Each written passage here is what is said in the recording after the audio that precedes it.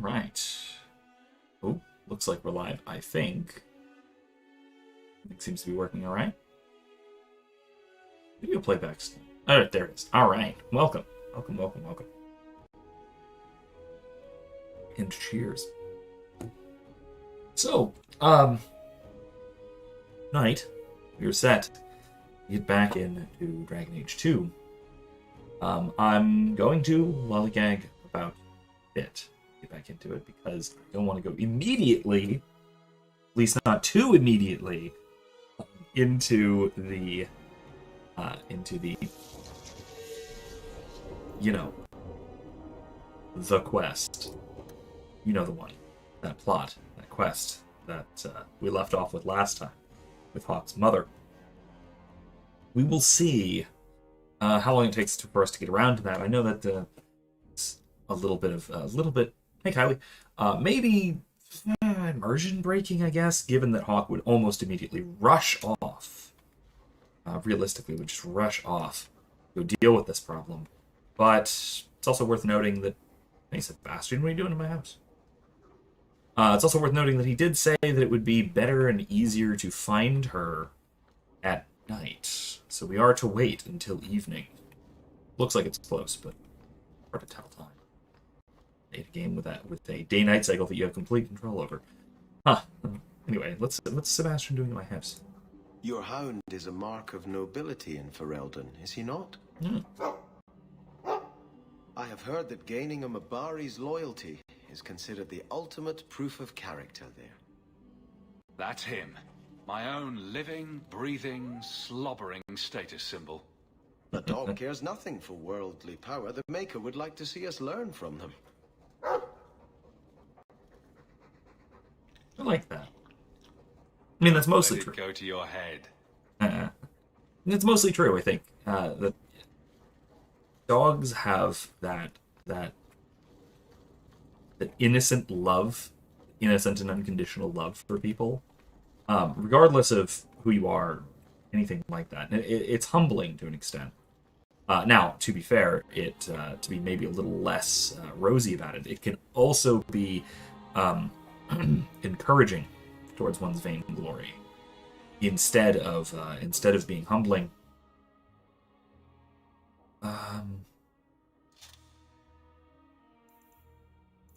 So there is that sort of that danger, I think. There is the danger of having a dog and having that be sort of your where you get your affirmation from, and dogs are incredibly quick to affirm you. Gotta take Aveline. Gotta take Mary. Gotta take Fair. Yeah. Usual squad. Who am I kidding? We're taking our usual squad. Inside job. Oh, right. Okay. Helping out with that question first. Let's do this first.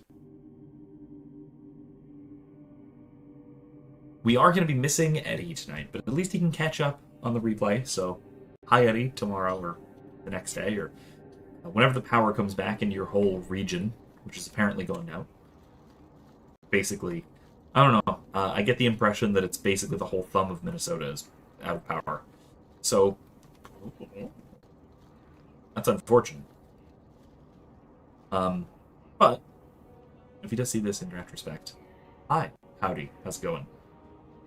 We are getting ready to do our big next quest. I will say we are also missing Erica tonight, at least the first half or so of tonight, because she doesn't want any potential spoilers. Just in case I happen to steal a quest or two, or mostly just one for D&D. Just saying. Also Eddie. Also Kylie. Everyone but Kevin, really. Everybody's the buddy. You got my letter. You've been gone a while. I thought you had things under control. I told you I would handle this, and I did. Now, after a year of raids on our shipments, I finally caught one of the culprits. One of our miners, Sabine, has been leaking information. Do you know him? He claims to be from your hometown in Ferelden. I would like you Lothering was to a get small this town. festering sore to divulge who is behind the thefts.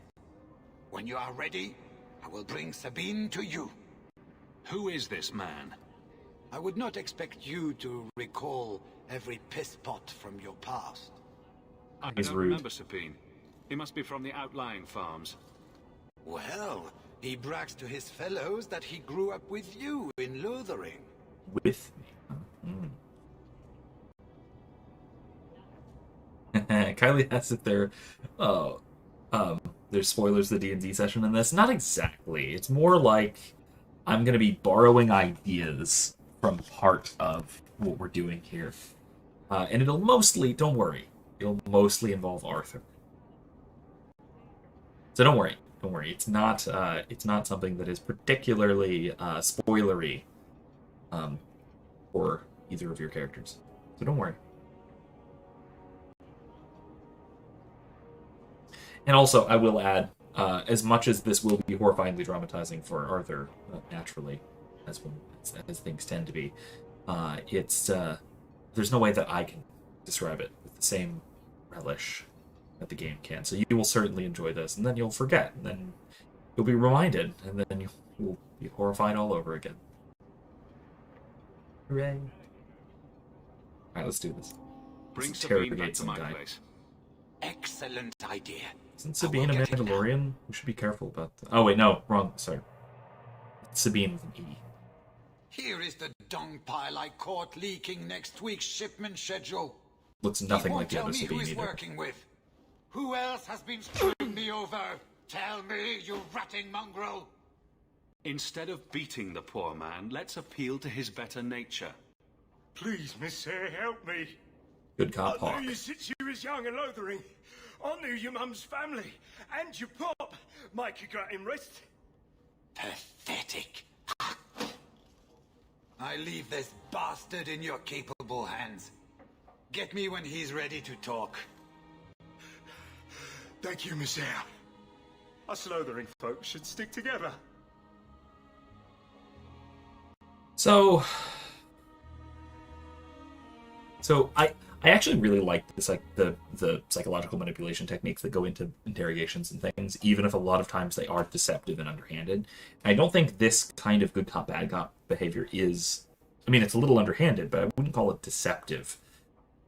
It's more like that you're offering a reprieve from the other person who is the bad cop, in the hopes that they will reciprocate that act of semi-kindness and sort of endear yourself to them, and by setting up a contrast between the two. Now, the two cops or interrogators, whatever, are in on it together, and they've arranged it beforehand, presumably, or it can arise organically, kind of like this. But that it's a psychological manipulation tactic without it being explicitly based on just outright lying and deception, which I appreciate. Really like this kind of behavior, and again, I think it's relatively effective, for mostly psychological reasons, which is very cool.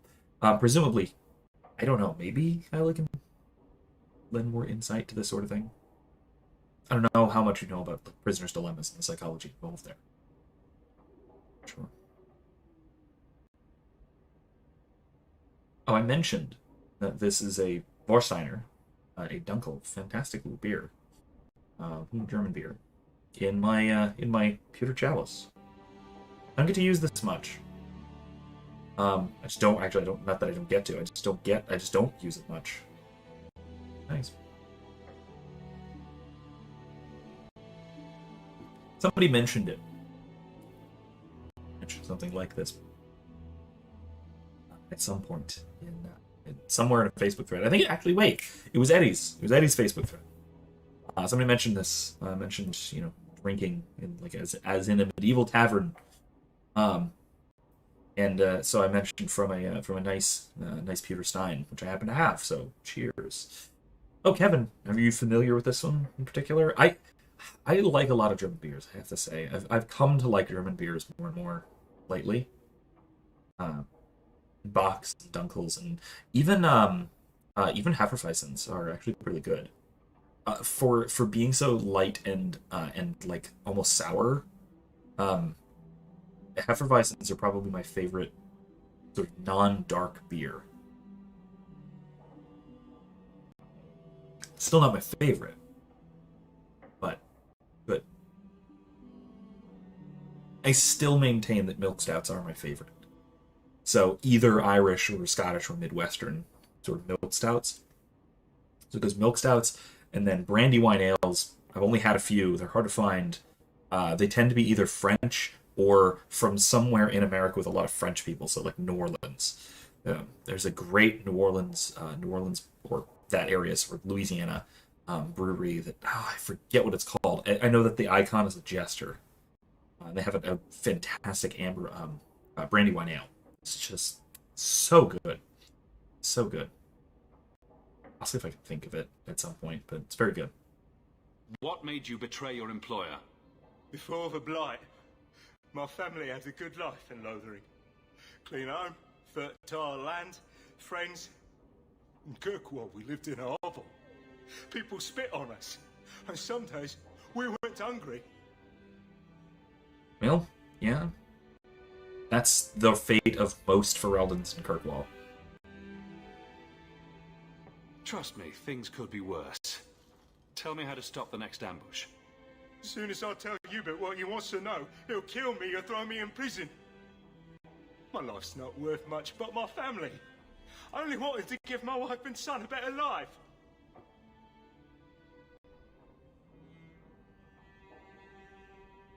Yeah. I'll make sure your family is taken care of. Help him out. I'm humbled by that offer. Thank you. I hid some gold in the bone pit. I'll mark it on your map. I'll regret stealing from someone like you, so please, take it back. Nice. Hawke, this is Lily of the Coterie. Given the importance of stopping the cargo robberies, I have enlisted a Coterie. consultant. That's not... Consultant. Sure. Whatever helps you sleep at night. Well, Doug, are you ready to bark now? There's an ambush planned tonight at Dietrich Crossing. Tonight? That leaves you barely enough time to intercept them. You had best leave immediately. Is it Shepard's We'll voice? protect your precious shipment, but make sure you have the coterie's payment. Want me to deal with this runt? Free of charge. I'll drop him in a ditch on our way out. Yes, take him, with my blessing. I assume my partner will not object? Wait a minute. No. Okay, no, it's not Shepard's voice. It's the voice actress who does one of the female Inquisitor voices from Dragon Age Inquisition. That's why it's so familiar. I knew it was a player character. I knew it was a player character from something, and I thought BioWare, and I was right. It's from Inquisition. It's very likely that we're going to be hearing a lot of that voice in the next game, in fact, because I'm probably going to be playing a human female Inquisitor. Probably. Probably. The only question really is whether we would go with which class, so Warrior, Rogue, or Mage, which is also something to think about. So once we're done with Dragon Age 2, we are moving right into Dragon Age Inquisition, and once again we have the actual choice between classes there. I have to say, the classes are far more balanced. I would be comfortable playing a melee class with the gamepad. Mouse and keyboard melee classes in Inquisition is a nightmare. It's horrible. Never try it. It's just awful. Gamepad, it's manageable. So I could actually do that. Surprise. So if I do want to play a warrior or maybe a rogue, maybe a ranged rogue. I've heard good things about ranged rogues in Inquisition. Maybe I'll think about it. So with like a archer kind of rogue, maybe. I don't know. I haven't decided. You guys can help me decide. It does affect the plot a little bit because Mage has the mage origin. So you know how mages are treated in Dragon Age, so that's different. However, she's from the Free Marches, not from Kirkwall, and so she would be from a mage circle with good political connections still. She's still basically the same character, from the same family, Trevelyan family. Very Chantry loyal type folks.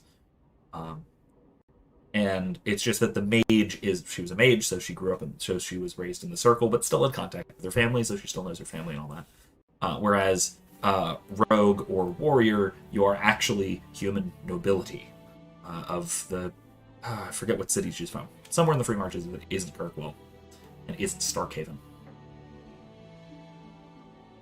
Coffee. Good coffee. This is also one of my favorite coffees. It's West Rock.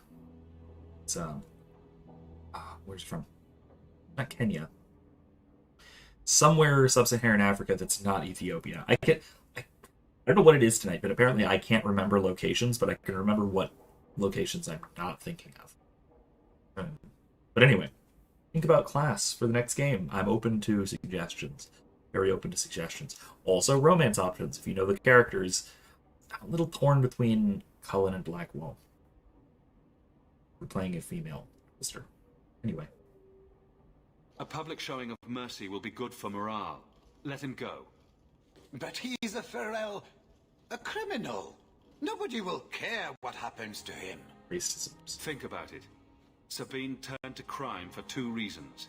He's desperate, and he bears no love for you. Spare him publicly, and you'll earn some loyalty from the miners. I see your point. Very well. For the sake of morale, I will spare this dog. Oh, thank you, Miss Hayes. I know I don't deserve it, but thank you. We're wasting time. If you find naught but corpses at the ambush, it won't be my fault. Okay, well, let's go check out this ambush, shall we? Before we go and rescue Too Mom. late for your boys, but we'll make the rotters pay. Darn. Okay, well, let's, Here, pupper. Everybody, get over here.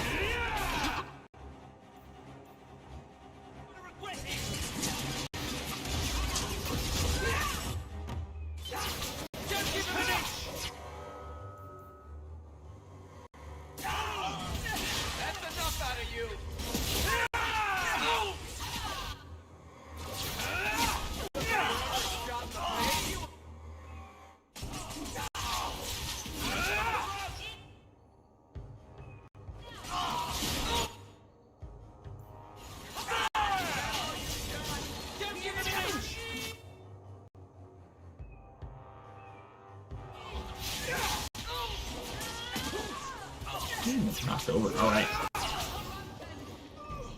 That's it. That'll do it. That was almost too easy. Wait. I recognize that lout. Who is he? He's in the coterie. One of that damned fool Brecker's men. Tell me about this man. He operates out of the south side. Always had more balls than sense. His lackeys are loyal. Brecker must be involved. See, this is the downside of getting involved with the coterie, who are explicitly a criminal gang. It's that there's very, very little loyalty there. So your organization is behind this? We got explicit orders not to. Hubert's been good on his payments. If Brecker ordered this, the rest of his life will be very short and painful.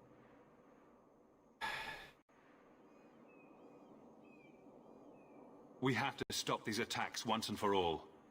Oh, we will. I know who to lean on to get answers. Find me in the Undercity. It's apparently still daytime, so that's good. It's very good.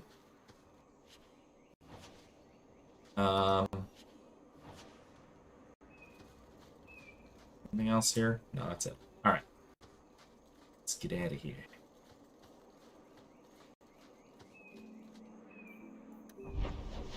Alright.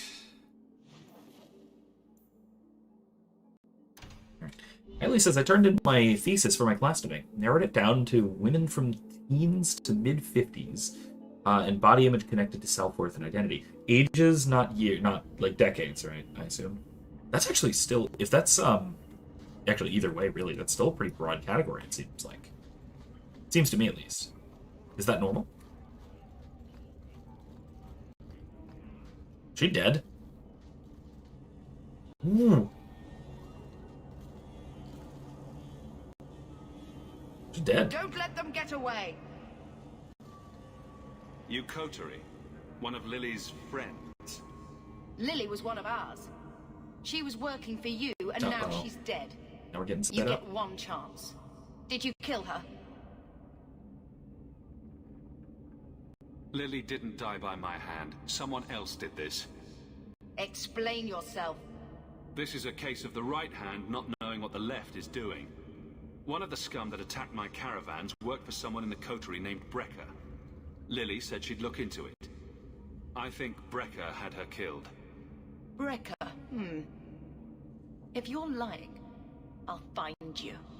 Men, we have to get to the Not bottom hard of to this. find. Now. Hawke lives in a very palatial estate with his name on the door. He's very easy to find. Very easy to find. What's this? What's that? They start to Puy. Ah, okay. We wait on that. We wait on that. That'll be tonight.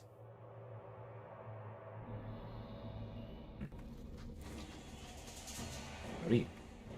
Fireball. Always fireball.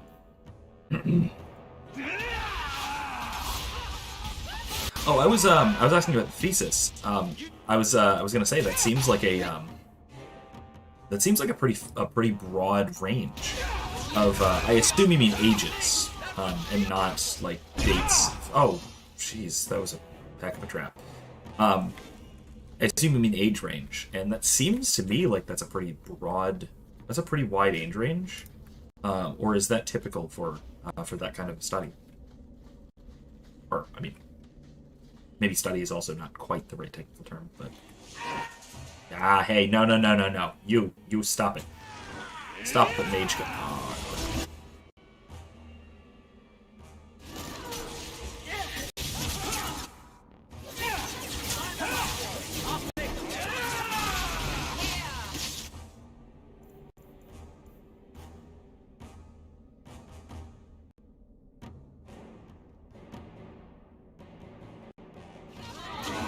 Move over closer. Good job. There we go.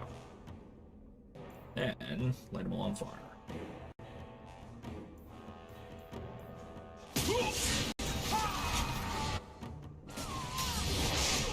Oof, that's not great. Okay.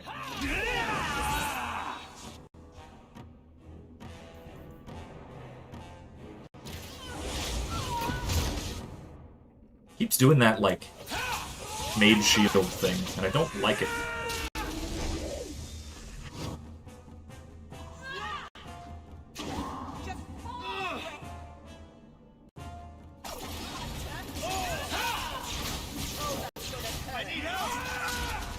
Got him.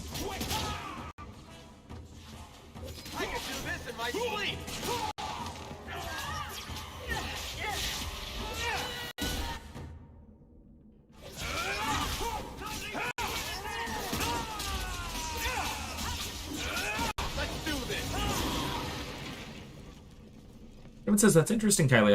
I have a loved one that I believe struggles with issues of self-worth, especially. She tends to withdraw from most people, except me, and tries to mask it. It hurts to see. Yeah, it's... I get the impression, and again, this is a non-expert view, obviously, but I get the impression that those sorts of issues are more and more common now that we're... I mean, first of all, the sort of digital age, if you will, with social media and all that. And I would think that that would differ widely between ages, that sort of thing. But it's also, just in general, a very difficult thing to see.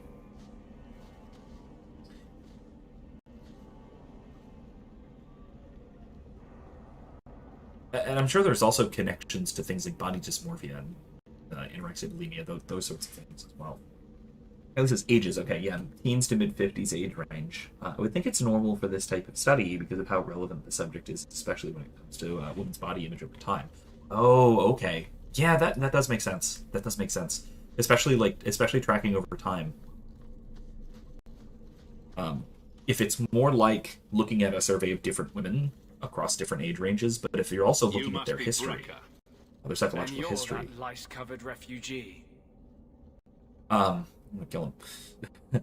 Then that would make a lot of sense to include a broad age range so you can sort of track the development. And the only confounding factor I could think of, and again, not an expert view on this, but it seems like it might be difficult to isolate social factors that might change from between time periods. The world that 50-year-olds grew up in when they were teenagers, 30-something years ago, the 80s. Is very, very different from the world that teenage girls and women are inhabiting now, and there are a lot of other issues. I mean, really, there's the radical shifts. This freaks me out a lot. This is very, very strange to see that the sort of body image beauty standards change radically over time, almost as quickly as fashion does. To the point where if you look at if you look at just ideal weight, there's sort of the ideal weight that we're sort of socially conditioned to see, especially among women. This changes a lot more for women than it does for men, but men as well to a degree. That it seems like we went from the mid 20th century, where there was a kind of the ideal was a holdover from the days where a little extra body weight was possible. It became possible due to expanding diet and increased caloric intake, but that it represented a kind of luxury. And then switching that, but without a kind of I don't know, but it seems to have shifted downwards, right? The ideal weight, especially for women, seems to have shifted downwards pretty significantly throughout the 80s and 90s and into the early 2000s, even into the mid-2000s, really, when I was growing up in high school. But then more recently, in the last decade or so, it's shifted wildly up. And so the sort of ideal female figure is larger. The ideal weight, it seems to be larger. And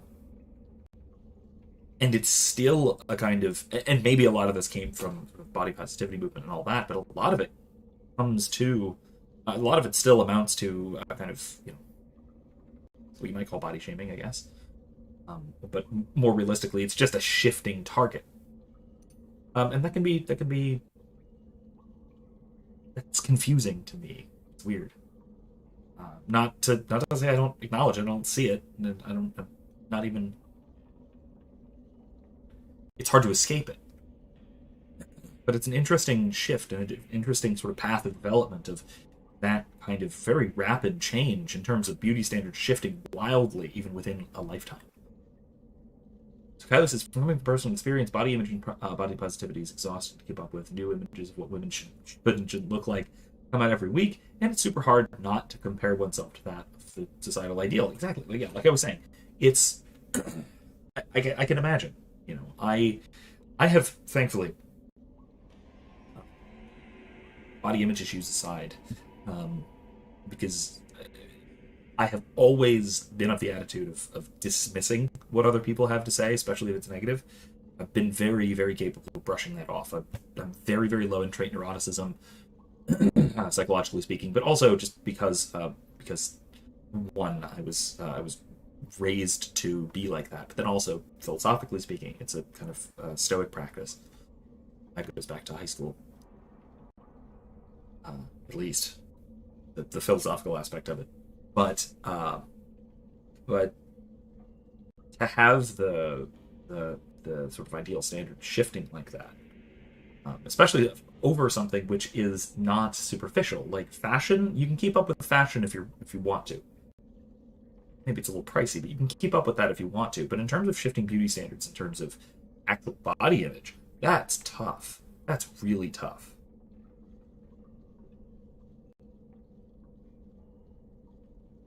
Yeah, I can see how that could cause extremely detrimental self-esteem kinds of issues. Hope you enjoyed saying that. Those are the last words you'll ever speak. Fireball! But my last words are fireball. Oh, crap. Howdy.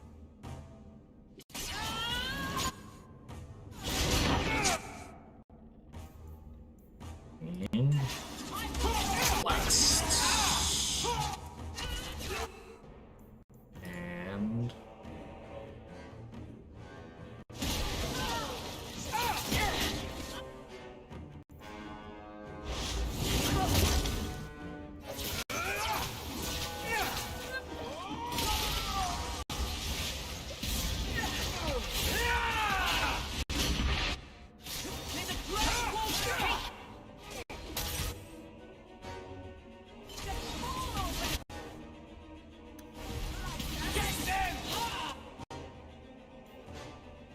get away from me.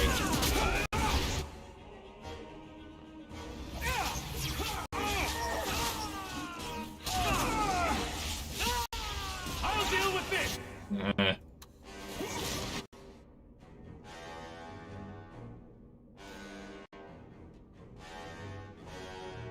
Just that one left. Okay, cool. I can handle one left.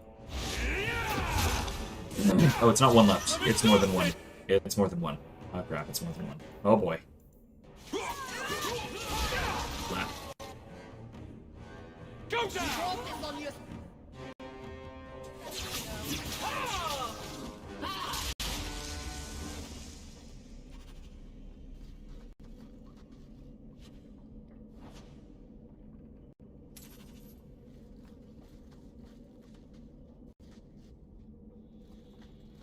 Riley says something confusing.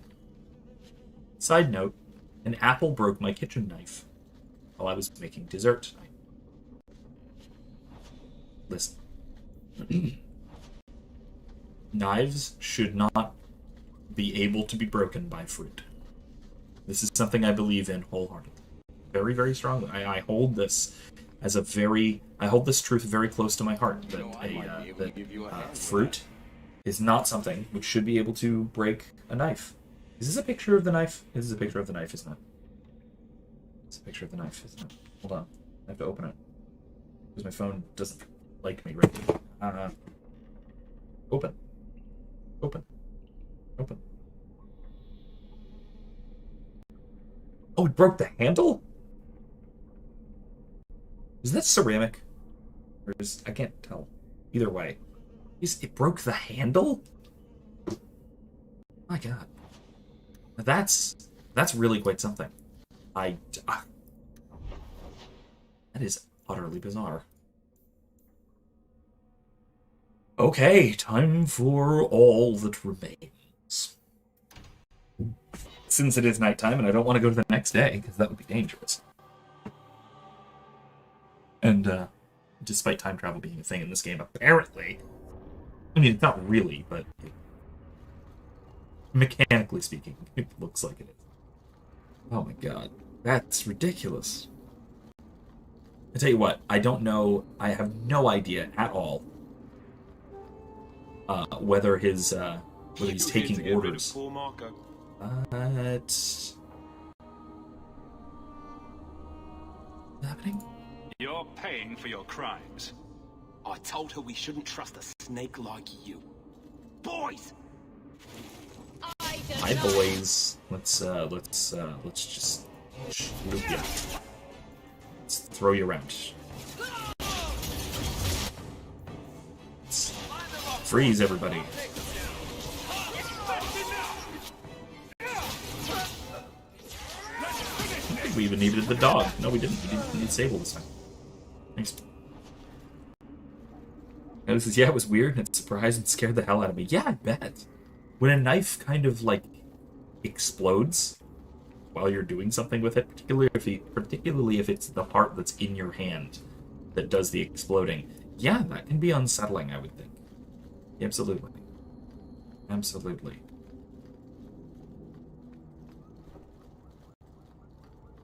What are you doing, Sketchy? Yeah. Anyway, like I was saying, I don't actually know if... I don't know if he's taking orders at the moment. You say you saw Leandra? I did. What of it? Blue dress, grey hair. Her cloak was brown, I think. She holds it closed with a round brooch, silver with garnets. I will say, I know, like I said, I don't know if he's exactly taking orders right now. But Brent makes knives. And he makes fantastic knives, kitchen knives, mostly. So he may be able to make you a fantastic one if you'd be interested in putting it in order. I'll put a link in the description to some of his to either, I don't know, if a website or a page or something. I've got some of his stuff around somewhere. Where you might be able to put it in order. Otherwise, you can also, I'm sure, he's in the Discord, so just hang in there, and he might be able to help you out with that. I assume not fixing a plastic handled kitchen knife, but perhaps making one that is a bit more sturdy, I would say. Kevin says, man, seem to have an easier time shifting our egos to accept this or that perceived flaw as a potential strength, and to construct an identity and project that modified perception to others. Yes. Yeah. And again, I think that has to do with trait neuroticism. Really, psychologically speaking, I think that has mostly to do with trait neuroticism, which is distinctively lower in men than in women. Just statistically speaking, there are women who are spectacularly low in neuroticism as well. Again, they're outliers in every bell curve, right? But I think in general, that goes a long way to explaining that tendency. All right, so let's see if we can find Mom. I told you already. I saw her. Did you see where she went? What do I get for telling you? Candle.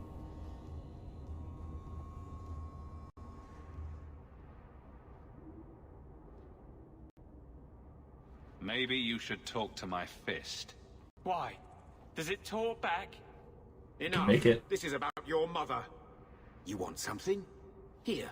What about this? That's real silver, that is. I'm your man, through and through. Tell you everything I know. Well, that works, I guess. That lady was here. She looked like she was going to take the bridge to Hightown. But then a man came up to her. He stumbled and fell over right at her feet like he was dead. His hands were all bloody, like he'd been in a fight. The lady shook him, and I think he said, "Help." She got him to his feet, and he was wobbly. It was funny.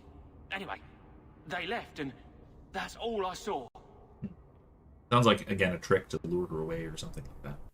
Ellie says, I feel like men are better at hiding how they feel about body image through humor. Don't talk about it as much. So I would say, well, first of all, I'll say what I say to my students all the time, which is, as a philosopher, I do not feel, think. I think that...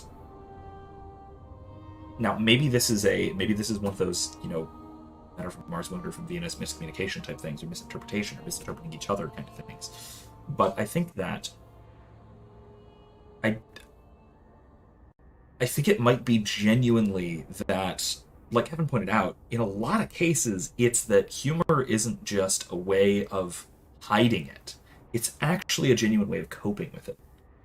Of a way of changing how one feels about it, rather than simply concealing it or hiding it.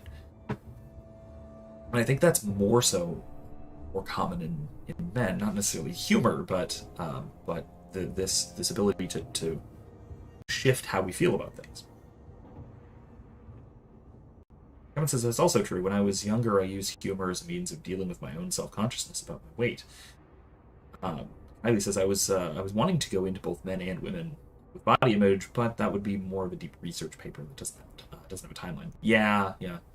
And that can be difficult because then you get into comparative issues, and then you get into a lot of varying factors, where if you limit it one or the other, then you have specific factors that you can look at. Right? Because, I've gotten fat, over the last few years since my metabolism slowed down after puberty ended, and I stopped. So it's partially to my metabolism's to blame, right? But also it's partially because I'm to blame. But a lot of it is also just to the fact that I acknowledge that, and I don't really have my identity isn't tied to it. My identity isn't really tied to my body image. It never really has been. Partially just because I've always been, when I was a kid, I was incredibly scrawny. I was a stick with no muscle mass, no body fat, like either. I was in high school and maxed out at like, I think 150, 160 pounds, and I was 6'1", which is not healthy. But there was nothing I could do about it. I ate like a horse who liked pasta. But I had a wildly fast metabolism, and I worked out a whole hell of a lot. So, not strength training, more endurance training. Not endurance, agility training. And so I was always kind of super thin until my eating habits caught up with me when I hit my mid-20s and stopped moving around so much. But it's not like it was ever really part of my identity. As far as body image goes, I have more identify with still notice things that I can deflect with humor, but things like my fingers. You'll notice I played oboe. Now, you'll notice I can't point straight. See? I also can't point straight ahead. My finger curves up and to the side. Same with my middle finger as well. I have oboe fingers. Both hands. Sam does it too. There. And that's from very tight, very precise and fast small movements of fingers, very close together, because oboe fingering is very, very close together compared to a lot of other instruments. And so because I played oboe for 7 years, very, very, very vigorously and consistently, it affected my fingers, and I'm probably going to wind up with arthritis later on. But I'll make jokes about it. Like I'll point at someone while not pointing at. See, like the base of my finger is pointing at the camera, but the rest of my fingers not. See, I could kind of joke about it because I can embrace where it came from, and that's, I think, part of where the ability to cope with it can come from is that is understanding what's at the root cause of it, and noticing that it's something that is either, in the case of playing oboe, something that is intrinsic to my identity, right? That's a lot of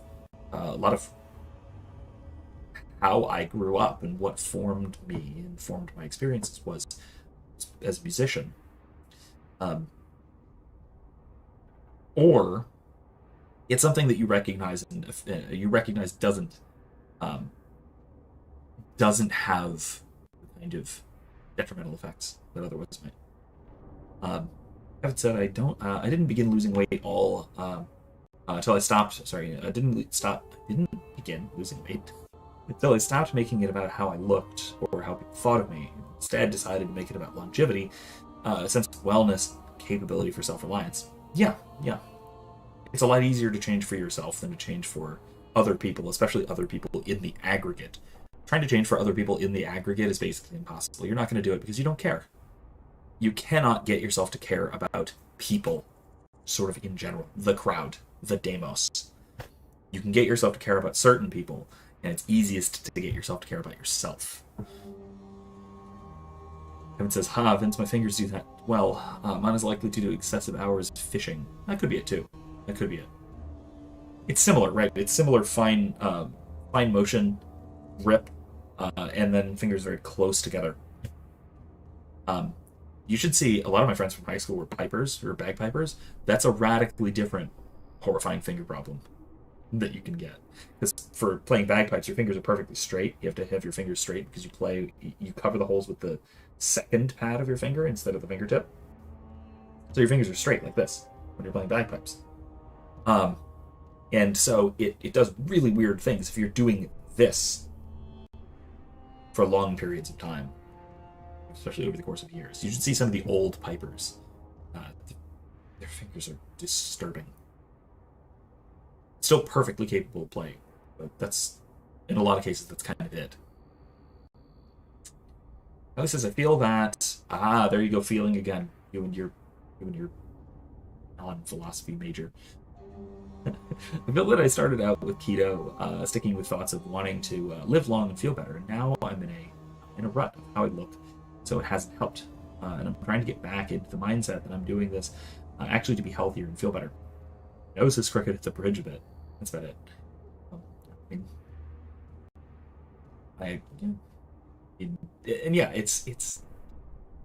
And that's actually one of the things I've heard about keto. Negative things I've heard about keto is that it can be, maintaining is very difficult with it because it functions more as a short-term, extremely restrictive diet, and it functions spectacularly well at that. But you can yo-yo, and that's from everything I've seen and I've read, and I've had students do research papers on this, so I'm at least familiar with some of the research on it. Is that can be a significant problem with keto diet. Also, things like blood poisoning from ketosis, if it's too extreme, things like that. There are health problems with going to excess with it, but that's separate concern. What did the man look like? He was a man. He had hair and a nose. And nice clothes. But they were all stained from the blood. Excuse me? Yes, I guess, but...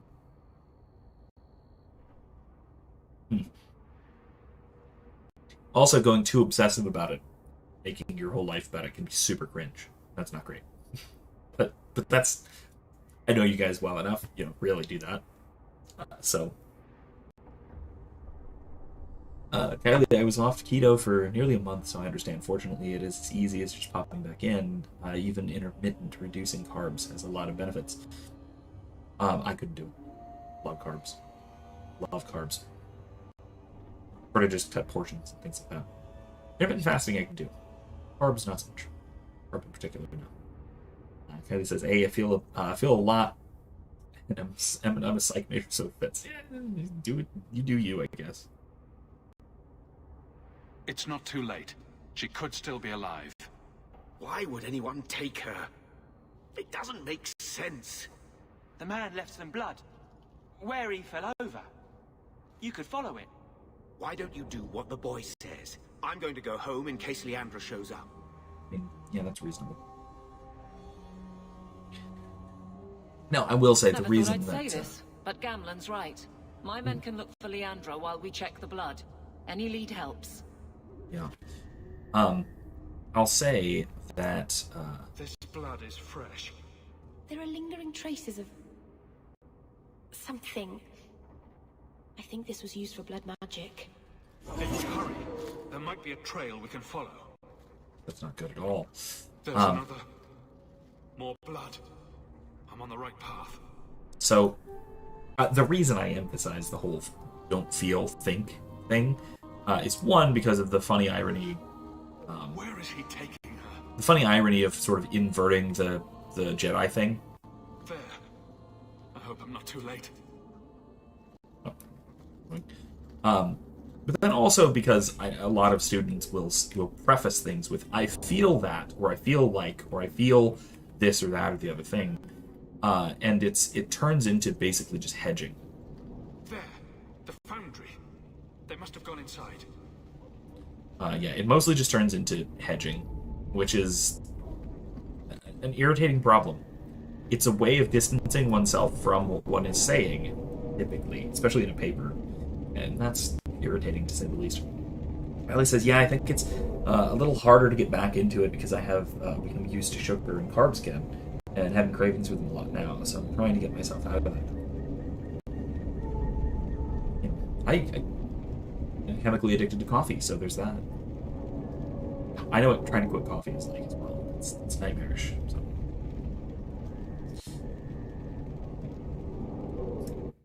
Let's go.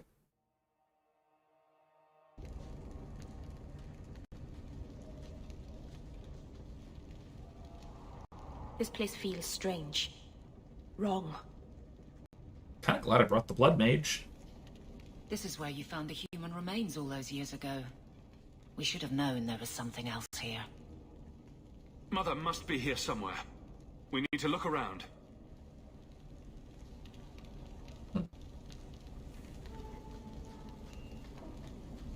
There. More blood. They are here somewhere.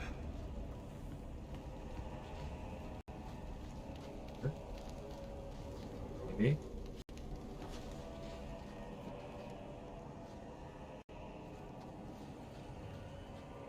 Oh, the music's getting real bad. Music's getting real ominous. Don't like this. Don't like it. Don't like it. Wait a minute. This way? No, no blood here. Ah. Looks like someone forgot to conceal the door to his hideout. This wasn't here before. Mother must be down there. With him. Let's see.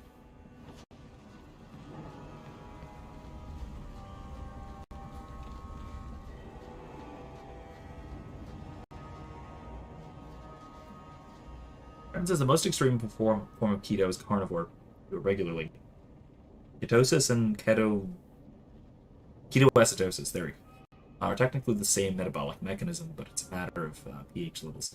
Ketoacidosis is typically only a risk for type 1 diabetics.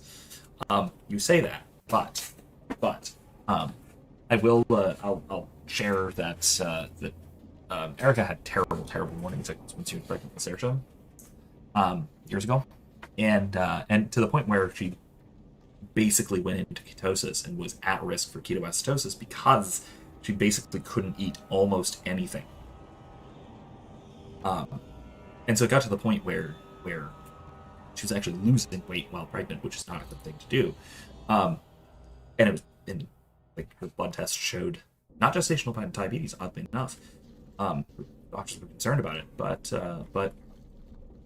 basically the early stages of something like ketoacidosis. And that's the kind of thing that I think, that's part of what has always kind of made me a little bit hesitant about keto dieting. There's more. Carl's fine.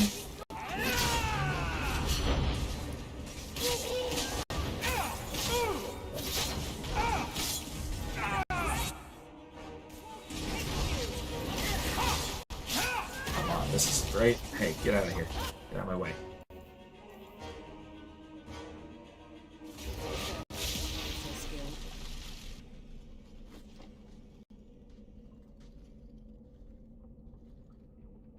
See, I don't quite know what that means, Kevin, but let's let this play out, shall we?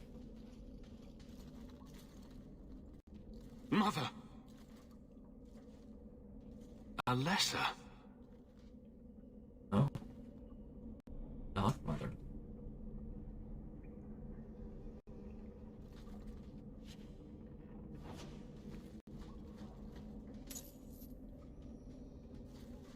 No, there seems to be all manner of torture equipment and stuff, so that's always nice. I don't even know what this is. We knocked her off the table. That was very nice, I suppose.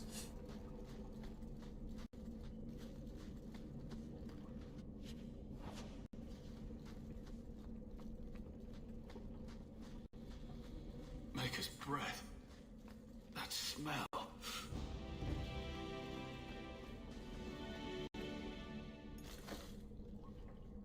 Smell? I know this locket. It belongs to Mother.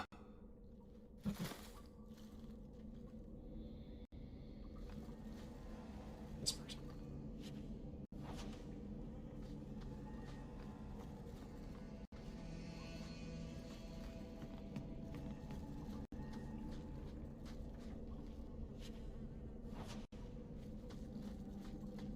Does he live here?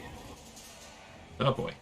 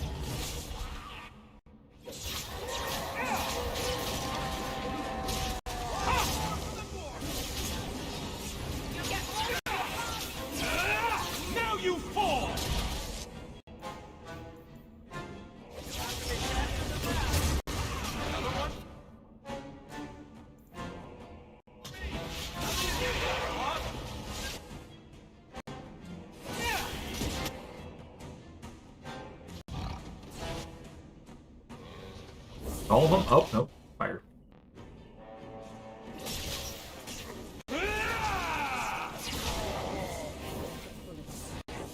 Demons. What is this? Oh, that's a pretty little shrine. That woman in the portrait looks like Leandra, doesn't she? Creepy. I need to find her. Now.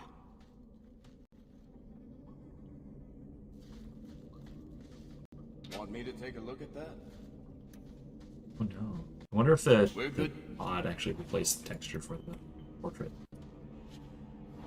Or just possibly that it's a default image. Books on necromancy. The Templars will want to confiscate those. Why would he have these? What's he planning? It's going bad places. It's going very bad places.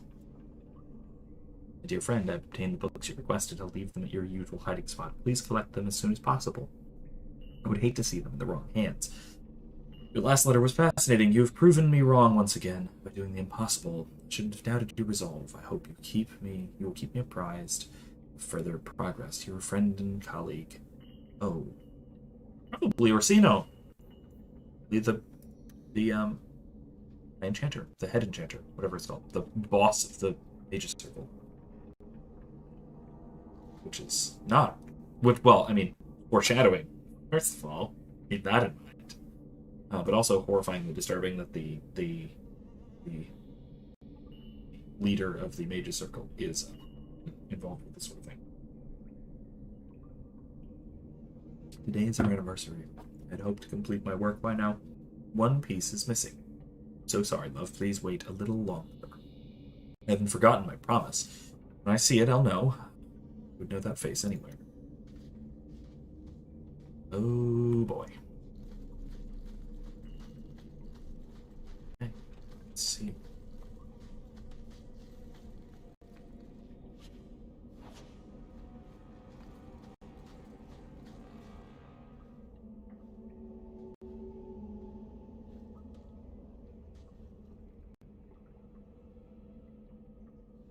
I was wondering when you'd show up.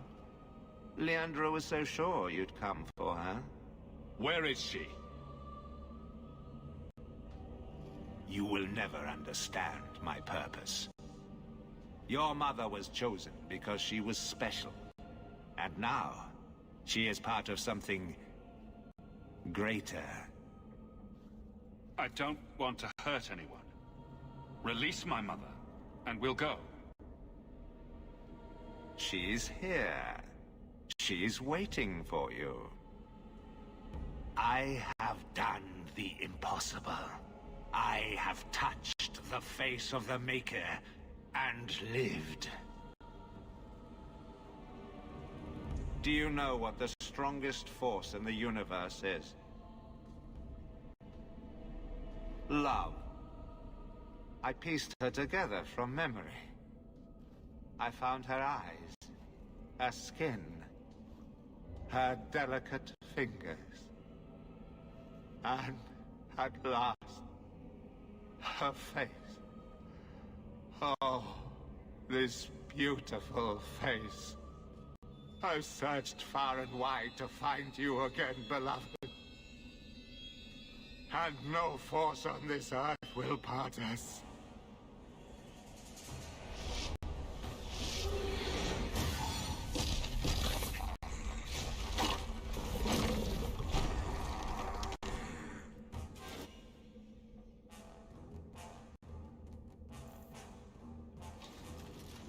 That is horrible.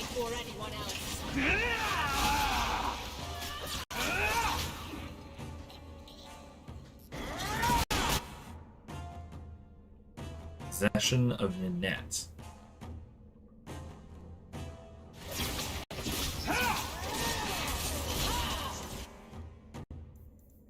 Get over here, you other skellies.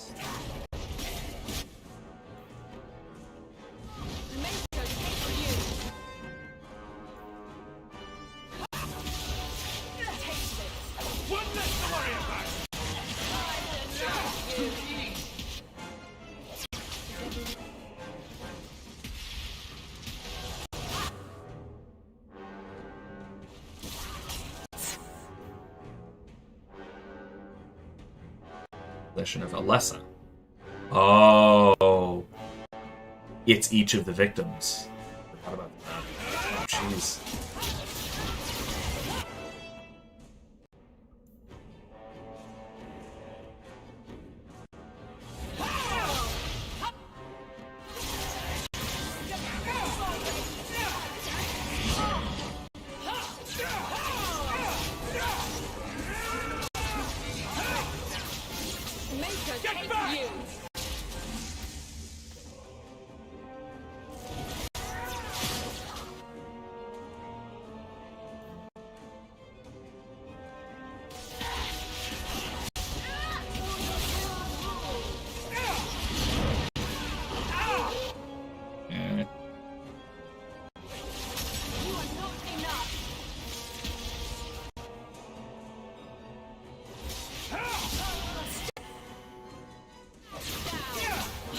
Possession of Leanna.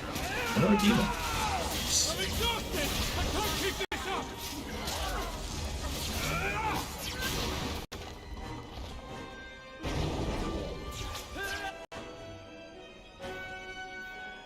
And him.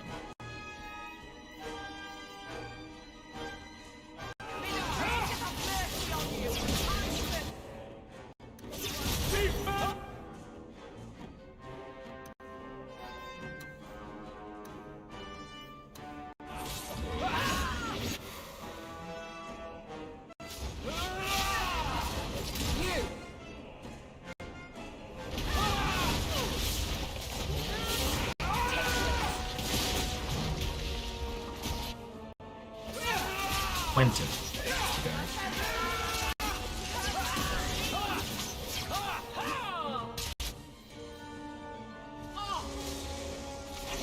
In the future, someone remind me that I don't like being come.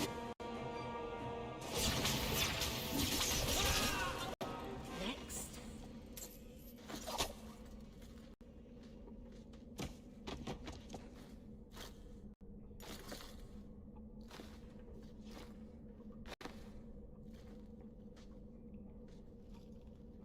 Mother!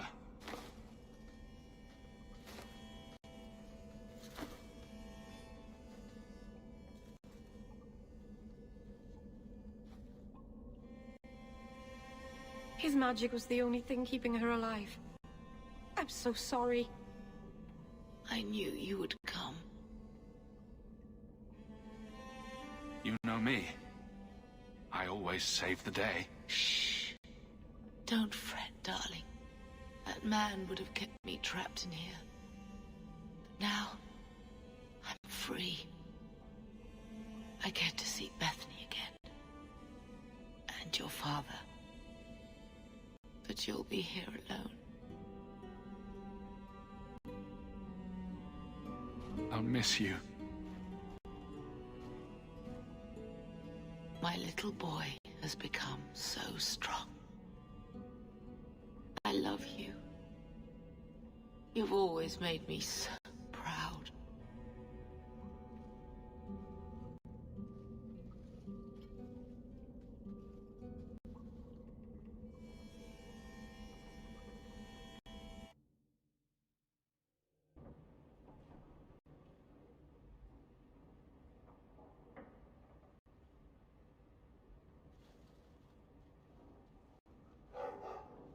Did you find her? I'm sorry, Uncle. She's gone.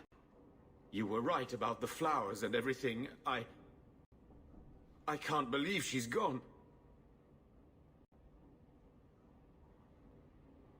You can say that over and over, but it won't change anything. Why her? Why Leandra? Mother's gone. Will knowing why ease the pain? No, it won't. It will always seem senseless, won't it? Where's the one who did this to her? Did you find the person who killed Leandra? He's dead.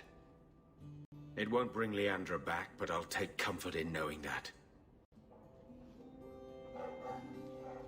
Carver needs to be told. I'll send a message to the Grey Wardens and hope it reaches him. Take care, my boy.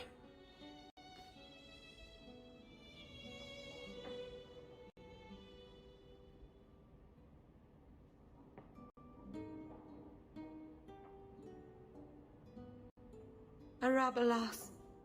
Ma Vinan.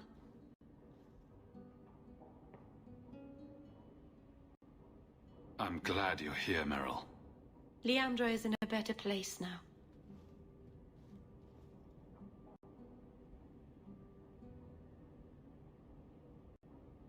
She's with the Maker. Or with Falandine. You never know.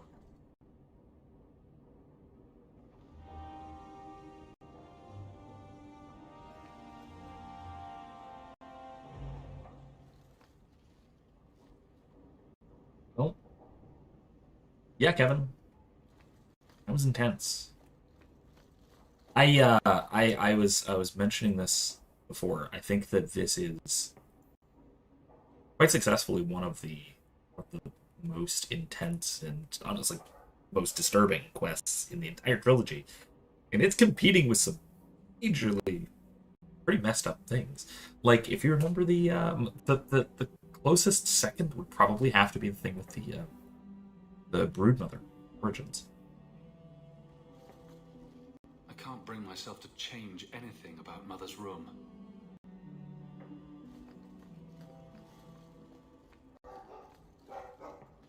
If you need any enchantments, I'm sure my boy would be happy to help. Nothing ever changes. Enchantments!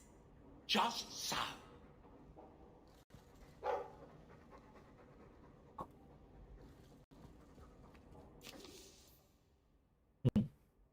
Sir Rockhair and Hawke, please come speak to me, and only me, in my keep.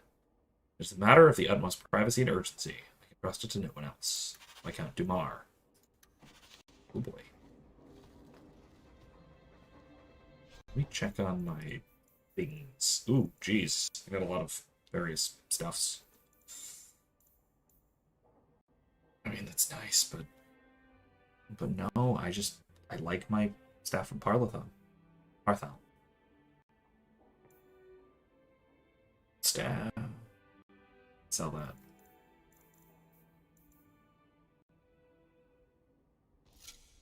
Better. No, not better.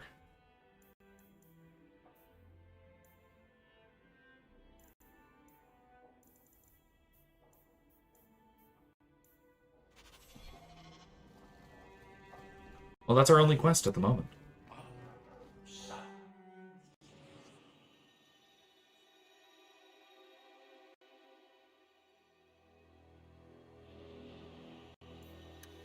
Let's go alone, because we were told to go alone.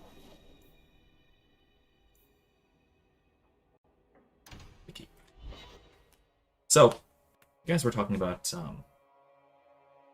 acidosis.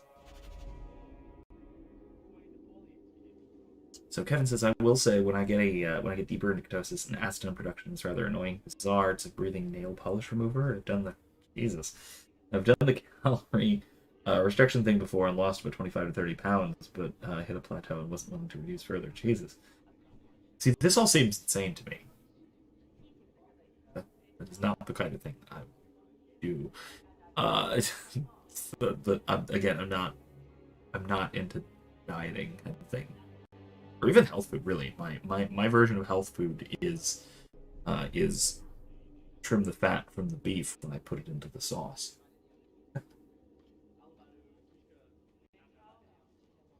Yeah, I haven't said. I think there's plenty of possibility for a slow carb diet. Be effective. Slow carbs, fruits and veggies. That would be on keto. Yeah, and I think that's reasonable.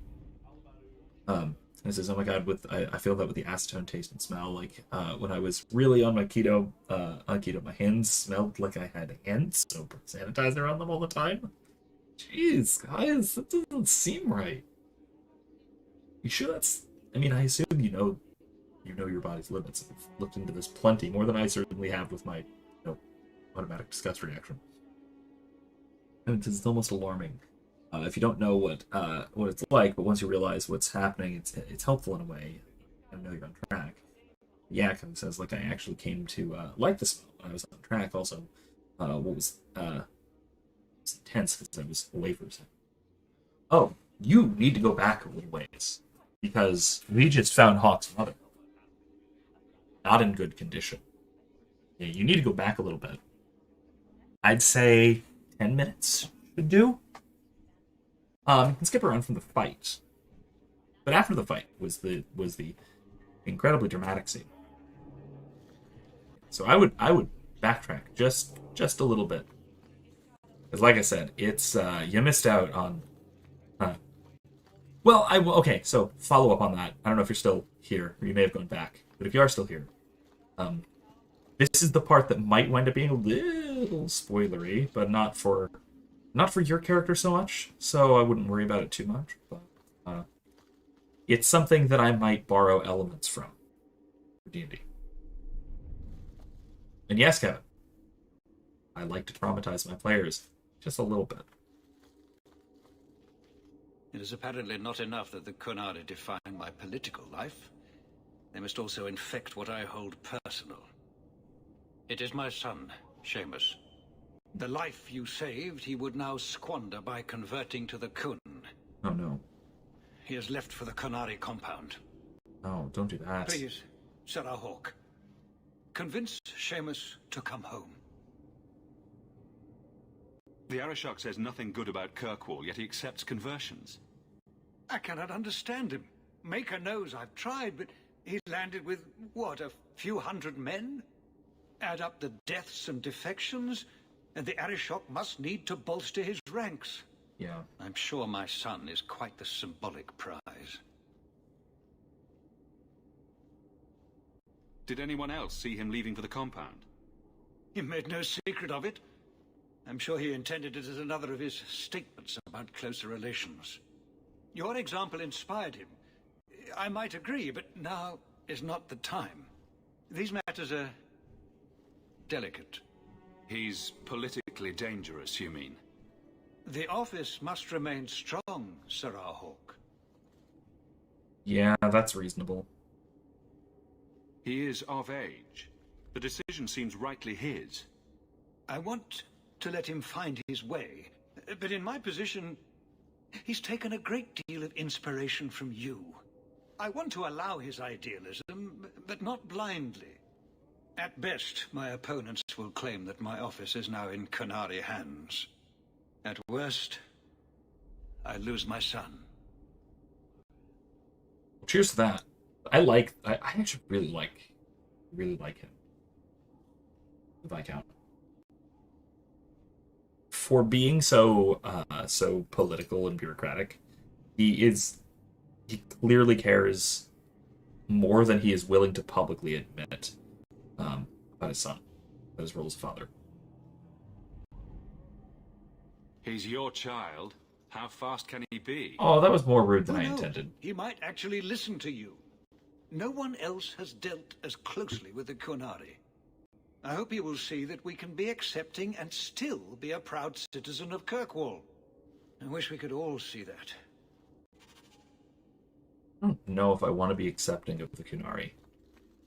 I don't want to exterminatus them, but, you know. Chanter's not calling for an exalted march, so I guess not. Good day, Sir. Alright. Let's bring our usual gang, shall we?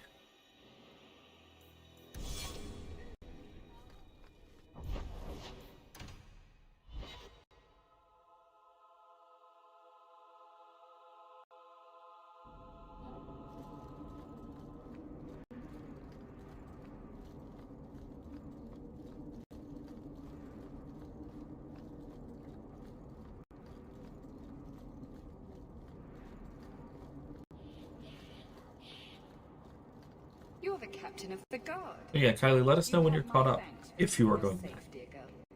You're quite Going welcome. back to watch. If not, let us know that too, so I can keep you talking and interacting. But if you are going back, let us know when you catch up. I found the thieves responsible for the cargo theft. I put them out of business. Violently. Excellent. With that resolved, the mine's profits will soar. For now, partner, please be sure to visit our workers occasionally. You have a knack for keeping them happy. Mm-hmm. Goody goody. Alright, so I think... Can I go to the bone pit? Yeah. Apparently, I think there is... Wherever that map is, that he gave me a... what's his name? Gave me a map to some kind of a treasure here. Kind of treasure. A place of slavery and necessity. Kirkwall could not have existed without its mines. Yeah. The bone pit. Well, hi. Thank the Maker you're here. We've had to lock down the mines. Oh, jeez. Krankovich was clearing out a collapsed section when giant spiders poured out the new opening. They got Krankovich. Poor sod. The rest of us made it out. But now we're sitting here with our thumbs up our asses. I'll see what I can do. Good luck in there, hero. Okay, then. A bag of bones.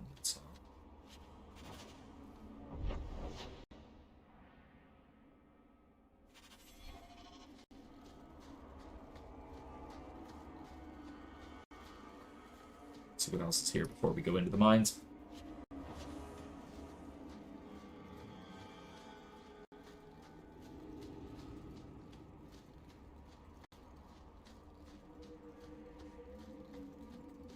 Oh, Kevin says he fell asleep Monday on the stream. I woke up about 10 minutes before the end, lol. I kind of figured. You went quiet for a while there. Kind of figured you took a nap.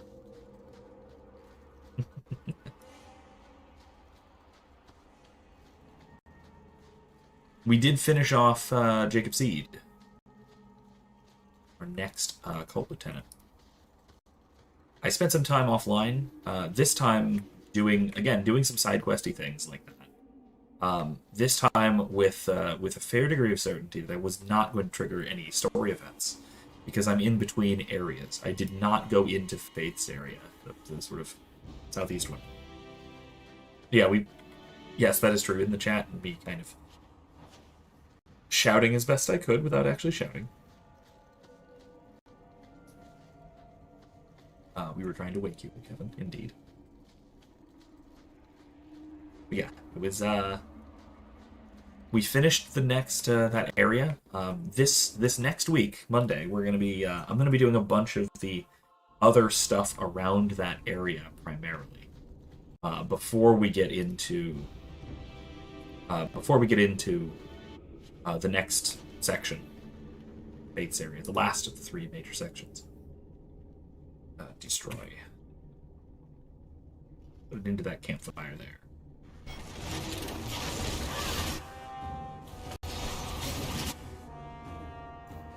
Everybody, get on.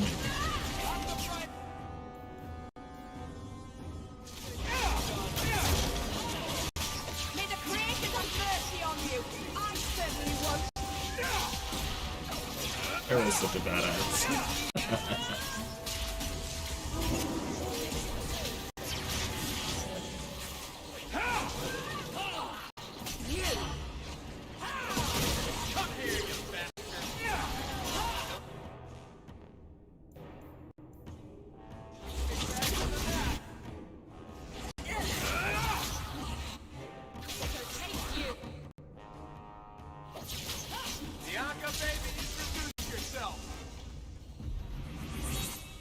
Not need to do that, but okay.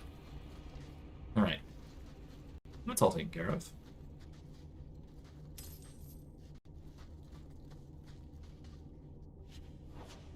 Kevin said there's nothing better than the scream for a piece. The stream. I thought you said the scream. Jesus, I misread that. Although that's appropriate too. He says there's nothing better than the stream for a peaceful drifting to dreamland. Yeah, we were joking about the nice, pleasant sounds, the rat-a-tat-tat of automatic gunfire keeping you to sleep. Kylie says isn't lol unless a pterodactyl scree randomly happens. That's true too. Kevin says you guys are a calming presence. Interesting to be sure, but calming. I like that. I appreciate that. That's good. Good. Now it could be a kind of bad thing given that. Now I actually have a professor at USF who is absolutely brilliant. He's one of the ancient specialists. He's phenomenal. He knows his stuff so well, backwards and forwards. And he's a very good teacher, I'd say as well. However, he also has a very calming baritone of voice.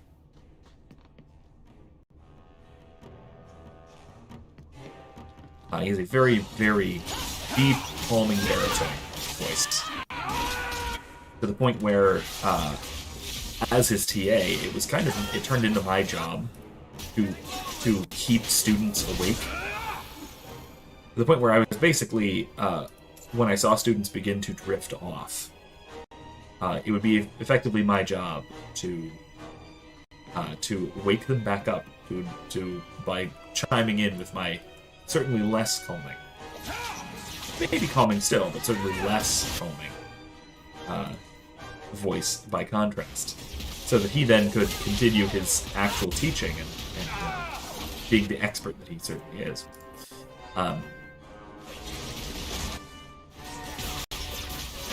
Interestingly as well, he actually had a professional rap career in Israel before he became a philosopher. So that's pretty cool.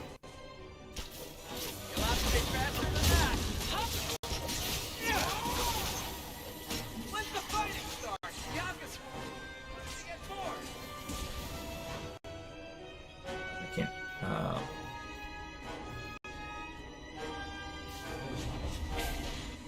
That didn't work.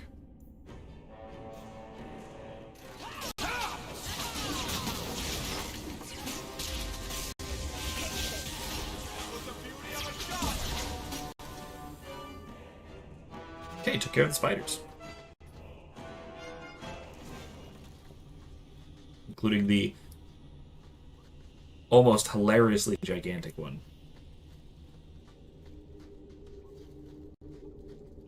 Yeah, this is so trust me, Kevin, my online presence may be calming, but in real life I can be quite the handful.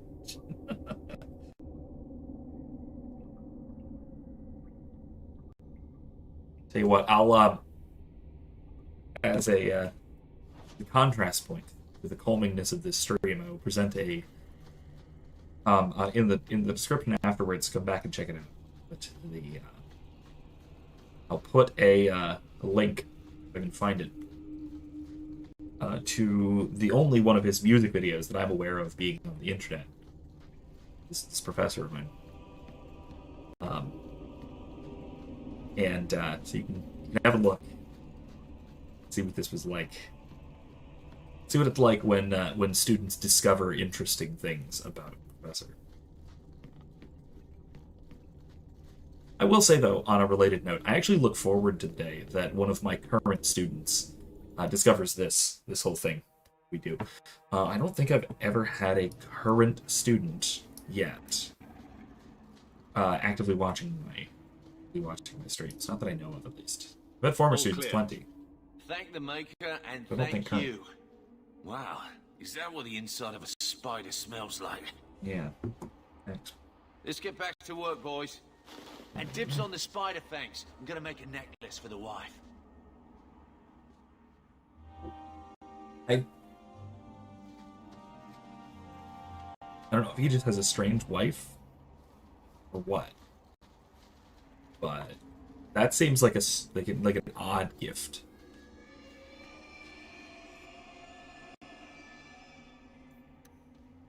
That sounds like a dragon screeching or something. It says, I fall asleep to some strange things. Sometimes I listen to progressive death metal to get to sleep. Typically not a fan of progressive metal so much as I am progressive rock. 80s, 90s, prog rock, Rush, yes, those guys. Love them.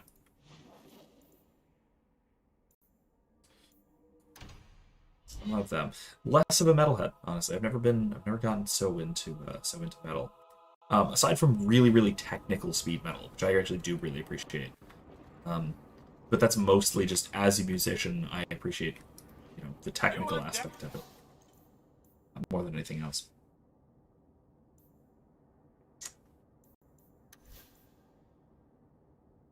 Alright, I gotta give her this. Because I have to give her something.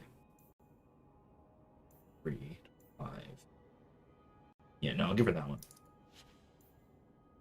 Ooh, I can actually give her the ML family shit. Oh. That would be meaningful.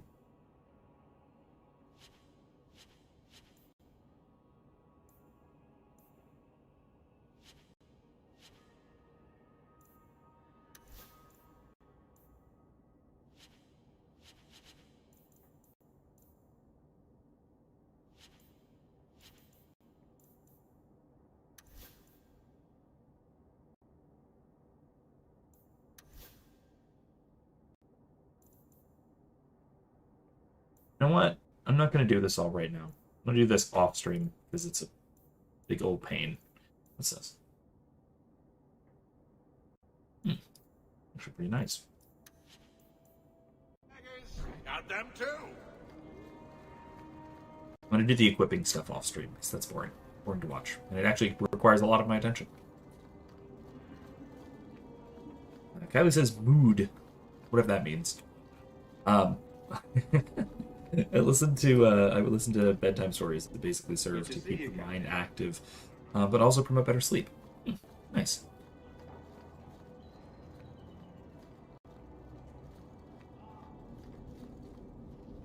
I think I found something of yours. How did you... No, I don't want to know. Just thank you. And away we go.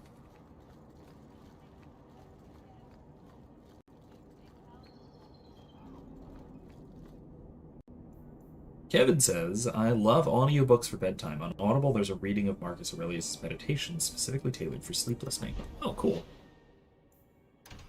I don't like the idea of listening to books while sleeping, because it seems like a waste of time to me.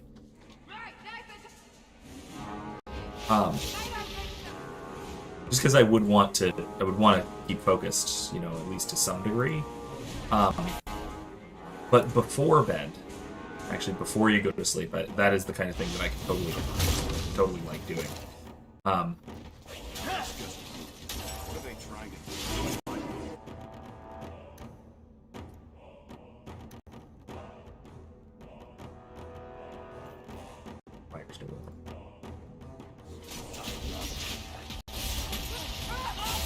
Also podcasts, yeah, podcasts as well, typically.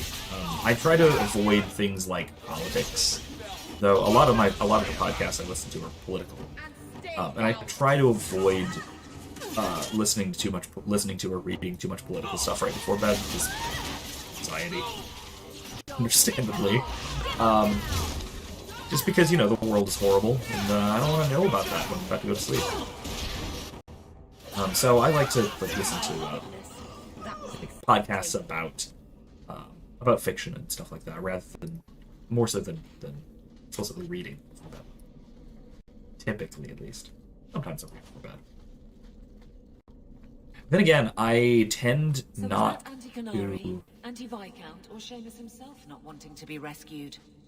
Seamus isn't the type. Let's go. Yeah, I happen to I very seldom read or listen to fiction novels and such these days. I mean, these days, I mean the last decade, because I spent so much time with nonfiction for the most part. Way more time with nonfiction, so I've relatively seldom dedicated a lot of time to listening to or reading fiction. Okay, so just me. This is gonna go well. By which I mean it's not. So Kylie was recommending or listen to the podcast Nothing Much Happens. I haven't heard of it. I've not heard of it. So, hope the Arashok wasn't planning on keeping the Viscount's son. I will say, though, as far as meditations and other old philosophy books as audiobooks. I know the Carl Benjamin, the guy who's the Sargon of Akkad channel. He has a couple of other channels, one of which is Ancient Recitations, where he has a good deal of not too many, but a few ancient texts that are very, very good, well done audiobooks. What do you want, human? I'm here about the Viscount's son. Are you? Trial of Socrates, in the Apology especially. In 4 years, I have made no threat, and fanatics have lined up to hate us simply because we exist. Yeah, that's but fair. Despite lies and I fear, understand why. Bars still beg me to let them come to the Qun. They hunger for purpose. The son has made a choice. You will not deny him that.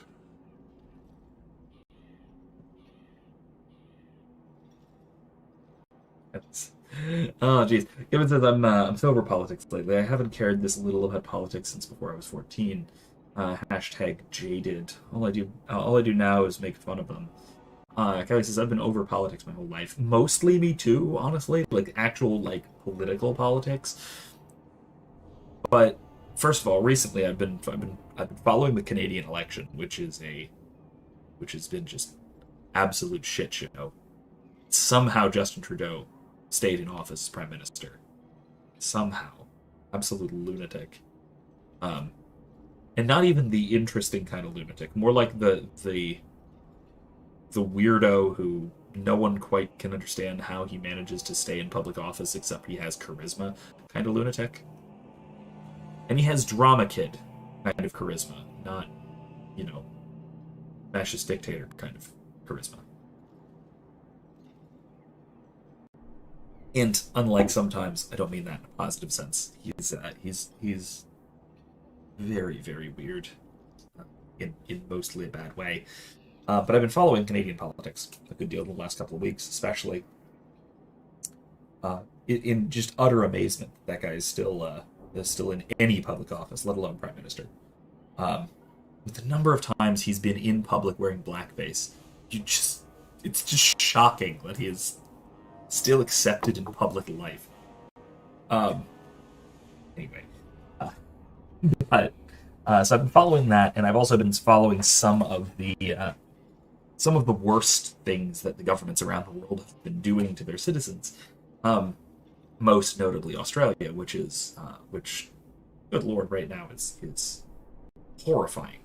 And that's actually something that I do follow relatively closely because we are, I will pretty much say, we are watching the early stages of a new totalitarian regime and or the beginnings of a literal genocide in Australia. It's probably the former. This is probably the beginning of a crackdown on citizenry. They're starting to shut down communications out of the country. The Australian government, as of today, just requested that Facebook stop allowing live streams from Australia. Wonder why.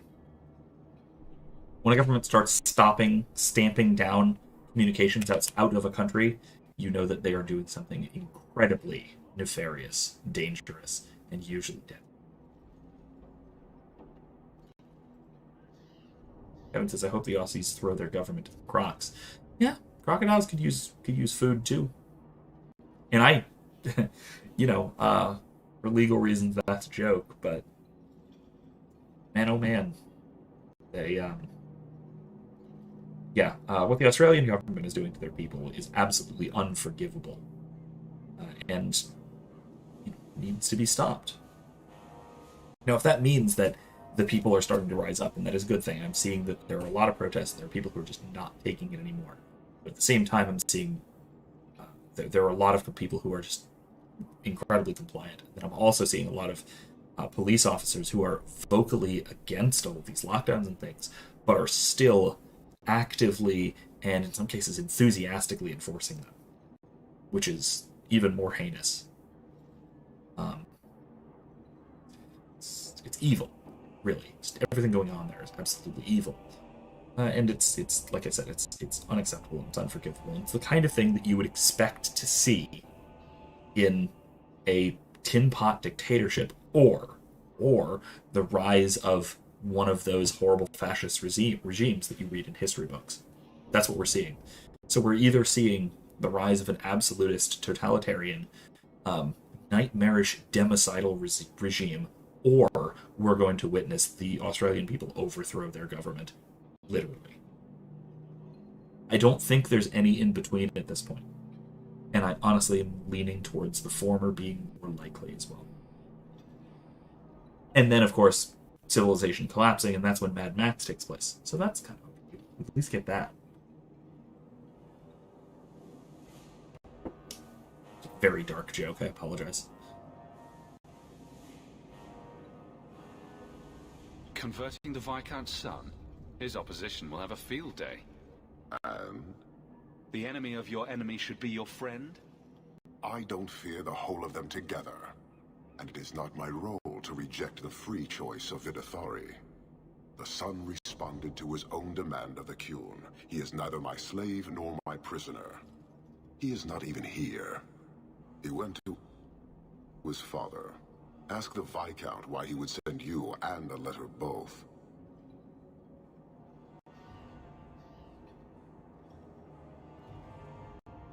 So again, they're cultural imperialists, which is also terrible. Not just cultural imperialists, they're also imperialists, like military imperialists, but currently. See. The kind of undermining of society by converting the malcontents. Kevin says, I'm going to kill it in the post-apocalypse wastes. Well, you are in Michigan, right? So there might be some post-apocalypse wastes up there. Thankfully, Florida is working on doing that same thing that New Hampshire and Texas are working on with the whole secession movement. Flex it, if you will. So we'll be fine. Feel free to come hang out down here, where the weather is anywhere in between delightful and horrible. But everything else is just great. Oh, Illinois. Okay, that's not as bad. I mean, just avoid Chicago. It'll be fine.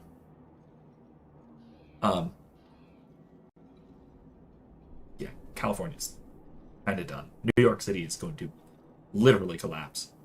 Like, I fully expect if, again, at this point, I think New York City may have reached the point of no return, to the point where, basically, I think that the New York City is going to be Detroit in a few years. Which is... I mean, I've never been a huge fan of New York City. I've been there a few times. I've never liked it. But still, it's always sad to see. An iconic place like that a lot of people genuinely do love. Seeing it just basically destroyed like it is being now is depressing. Kylie's going to be hiding out in a Target, lol. They have everything there. Hey, like I said, Florida will be fine. We have too many Florida mans and too many alligators and way too many guns for the apocalypse to actually get here. Plus, you know how many hurricanes we've survived that were supposed to be the end of the world? 9. No, I'm just talking about Australia. Australia is basically going to collapse at some point. It's almost inevitable at this point, unless people basically just overthrow their government. That's kind of the only option that is not going to end in a civilizational collapse there. Especially with how isolated Australia is and so far from other ports of call. It's going to get incredibly bad. Kylie, Target is literally a Target. Well, yeah. I mean, big box stores are a little better as far as hideouts go. Not hideouts, as far as bunkers go. They're built more like bunkers. They have a lot more security type features. They also have their own generators typically, and much larger stock. The obvious targets, they wouldn't go there first. Jesus. That seems strange. They're meeting in the Chantry. A last pointless appeal, I assume. I doubt he'd involve the Chantry in such a personal matter. Oh boy. No, but we know who would. Mother Patrice. Oh boy. A suspect in many things. If she has threatened someone under my command again, There is only one response. Don't make things worse by marching your men through the streets without cause. This is cause. I will not trust it to you alone. Not with your secrets. I will be watching. The Dethari are of the Qun. This offense will have an answer. Vidithari are converts, basically. Well, this is not good. Not good at all. Let's switch out Varric for Bastion. And let's level him up a bit.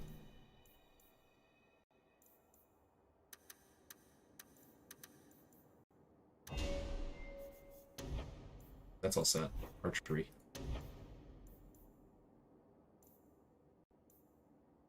I have 2 ability points.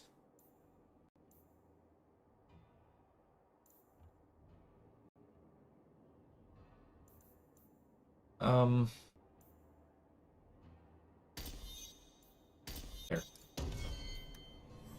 Okay, cool. Haley's playing reverse psychology with zombies, or equivalent. Alright, let's go to the Chantry. Let's see how this goes. It's not gonna go well, I guess.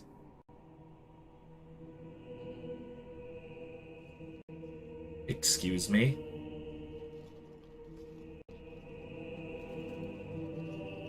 Oh no. Oh no.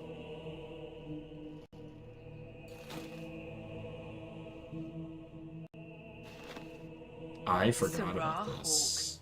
Look at what you have done. God. To pounce upon the Viscount's son, a repentant convert in the Chantry itself. A crime with no excuse. Your Qunari masters will finally answer.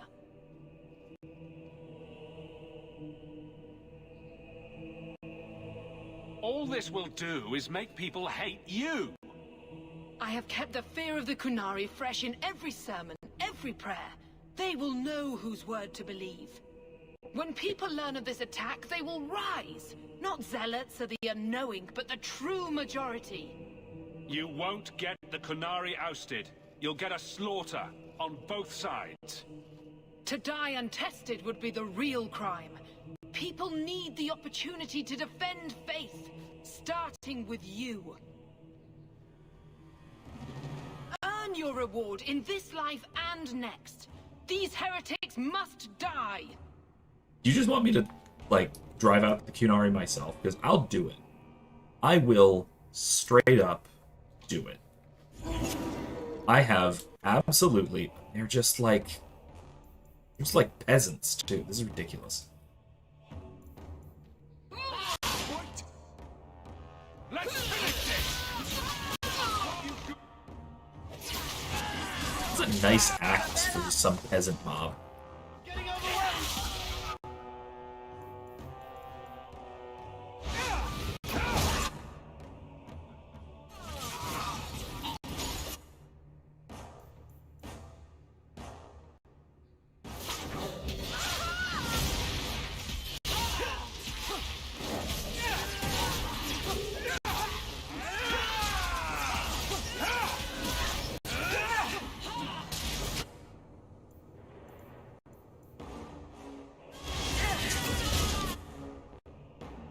Oops. Nope, nope, nope, nope.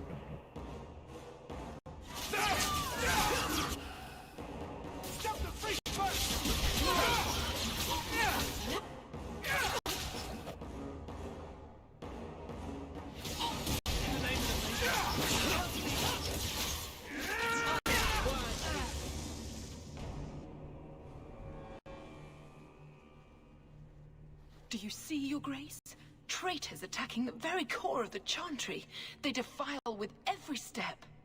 There is death in every corner, young mother. It is as you predicted. All too well. Is he believing this? Kevin says, I'm definitely going to stay far away from cities and raid my workplace first. Lol, meds and food out the wazoo, and everyone else will be go for big box stores and gun dealers like morons. True? Yeah, solid point. I mean, honestly, if you're not in a big city, the apocalypse won't be that big a deal. Supply line issues will be the worst. And even that, again, would be probably the least bad outside of cities. Big cities are the hardest hit by any disaster, natural or man-made, pretty universally. And that's just because of the density of population, but also just because of the infrastructure and the people's responses to disasters. Of course, that's how that works. The young mother arranged all of it. Don't you spout your Kunari filth. This is a hand of the divine. I have ears, Mother Patrice. The Maker would have me use them. Viscount Dumas' son is dead. Killed here in your name. I'm sure my name won't like that. Patrice? Seamus Dumas was a Kunari convert. He came here to repent and was murdered.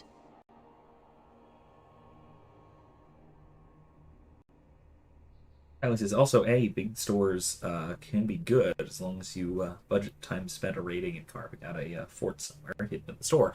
I would say so, but I would also say that you should consider the store itself as your fortifications. And if you're going to do that, you need a group. And it needs to be a group you can trust. And also local, knows the area, knows the people, knows the store, that sort of thing. So that could be good and bad.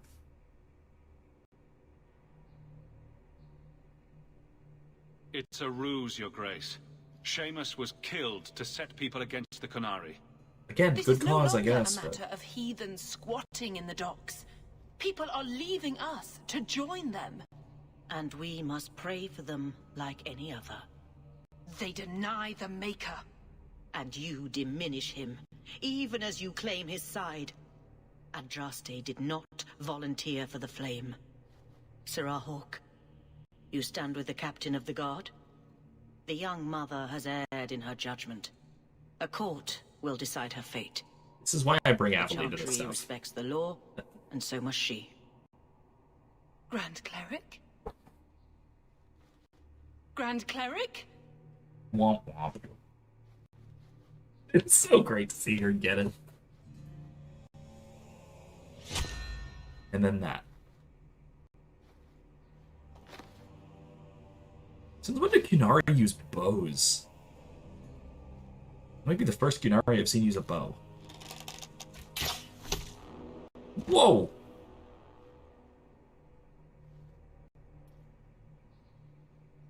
We protect those of the Qun. We do not abandon our own.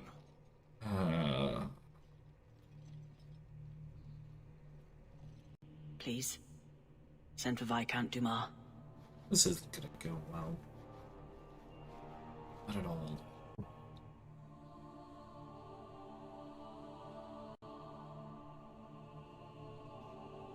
My son.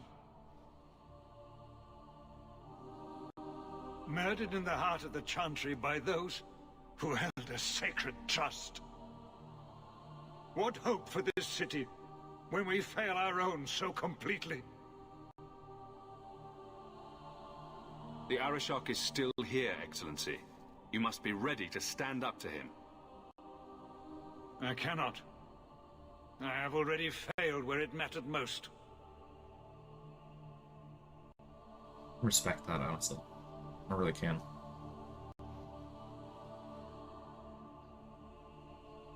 Please. Hawke. Leave me.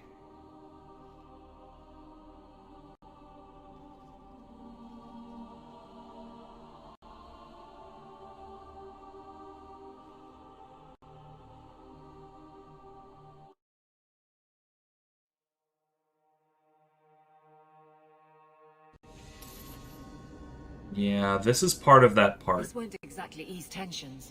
The Viscount's son and Kunari aggression, even if justified, it won't end. Hawke, I thought this could wait, but I need to speak to you at your home very soon. Well, You know what? No, I'm going to go Constitution, because I actually need some health. Hawke has very, very little health. Yeah. Frequently, meh. That'd be nice. Or 10 Constitution. Oh my god. Yowza. Alright, now, more health for group heal. Round. Oh. Yeah, let's do that. Yeah, let's do that. Jeez. Yeah, this is a particularly nasty sort of conflict. Well, while we're right here in the area, let's check on Fenris. See how it's doing. I suppose. I don't bring him too much.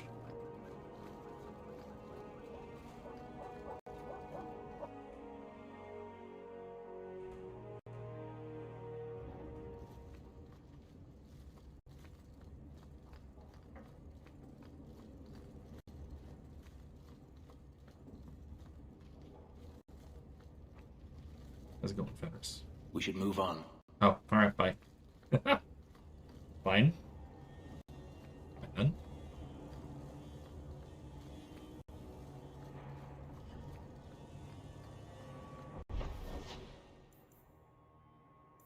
Let's stop by Merrill.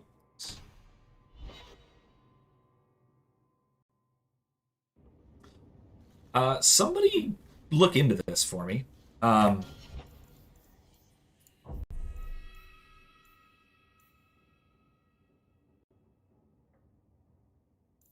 Demands of the Qun and to catch a thief. Somebody look up for me. Whether this is the last, whether this is how close to the end of Act 2 this is. Because if we're too close to the end of Act 2, I want to do one of the DLC missions first. To give us a little more perspective on the Qun before things escalate further. In that case, we'll start the last hour here, starting that side mission. I think because I'm pretty sure we are getting pretty close to this ending point. Let's say it that way. Kevin says 3 is a good crew. I'd probably end up with as a henchman for some warlord. It'd be useful, but keep my head down. Maybe stage a coup later on to see his power. God. This is I'd probably be the one delegating things. I mean, 3 is a useful number in terms of the entire world and all of creation, but also in terms of group dynamics.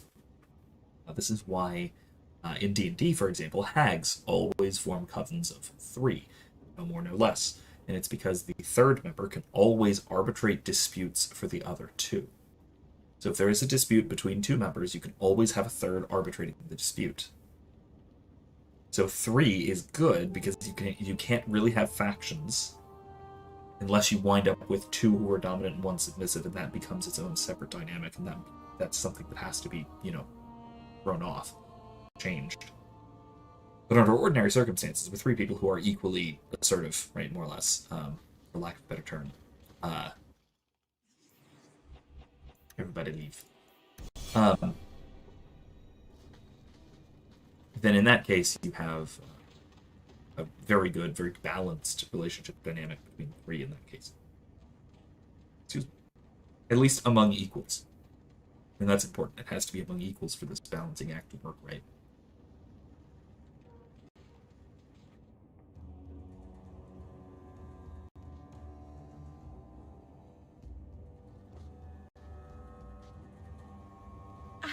I can't believe I turned on you.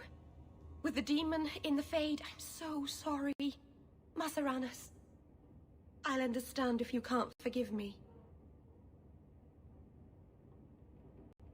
If I held a grudge against everyone who attacked me in a dream, I'd have no friends. How do you do that? Make everything better with a smile. It's like magic that doesn't get you in trouble.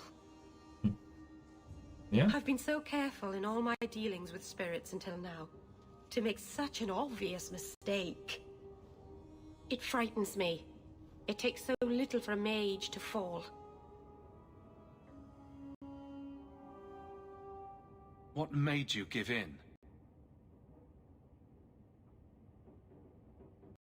It felt like every word the demon spoke reached out and pulled at my heart. I didn't want to believe it, but I just had to. What do you do to protect yourself from demons? The Keeper taught me. In the Fade, you must believe nothing but yourself. Everything there is a lie, or a trick, or a trap. I knew not to trust, and I don't know why I did. You're already in a lot more danger than most mages. Because of the blood magic. I know. I'll be more guarded from now on. Thank the Creators you were there. It won't happen again. I'll make sure of that. That's good. By the dread wolf! Why is my house always such a mess when people are here? It's clean sometimes, I swear. That felt like an attack. That definitely felt like an attack, Meryl. Why would you say that? Why would you do that to me? Ah, jeez. Let's just go back. Meryl's home. No, she has nothing else to say. Okay, cool. Cool.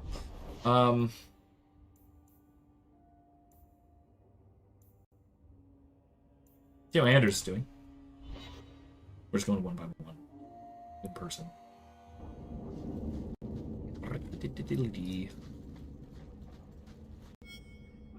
Don't come running to me next time you pick up one of these diseases. Isn't that the point of magic?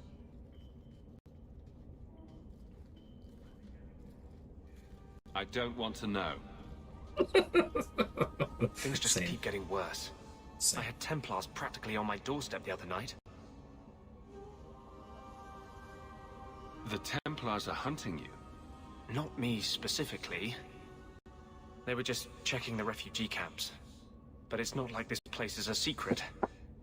It's only a matter of time.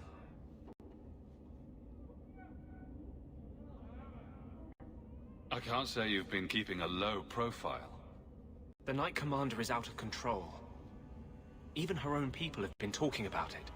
The curfews, the midnight raids on mages' families. Everyone I know forced into hiding so they won't be made tranquil.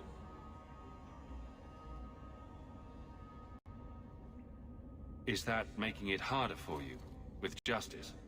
In the Fade, there is no time. Emotion rules everything. Justice doesn't know how to sit idle until the right moment to strike. And I can't say I have any greater patience. I fear what my anger has made of my friend.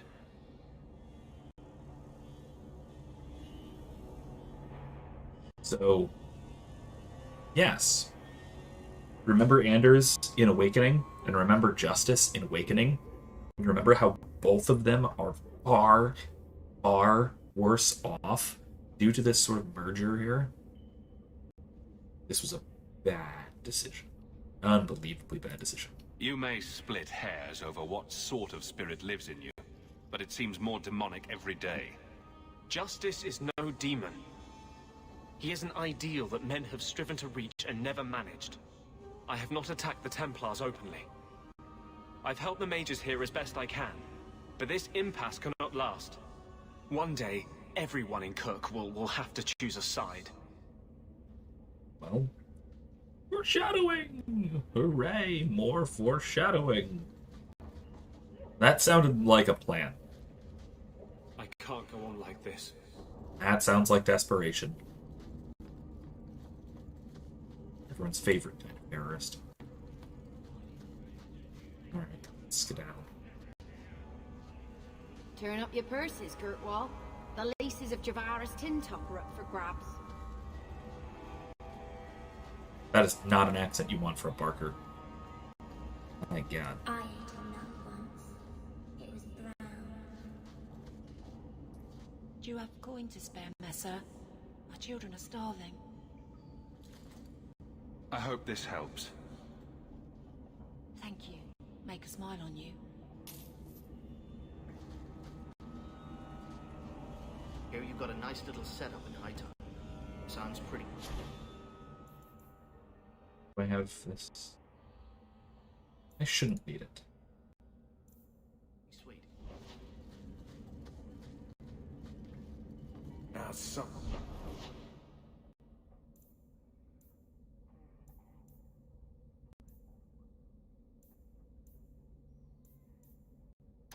See what Varric is up to.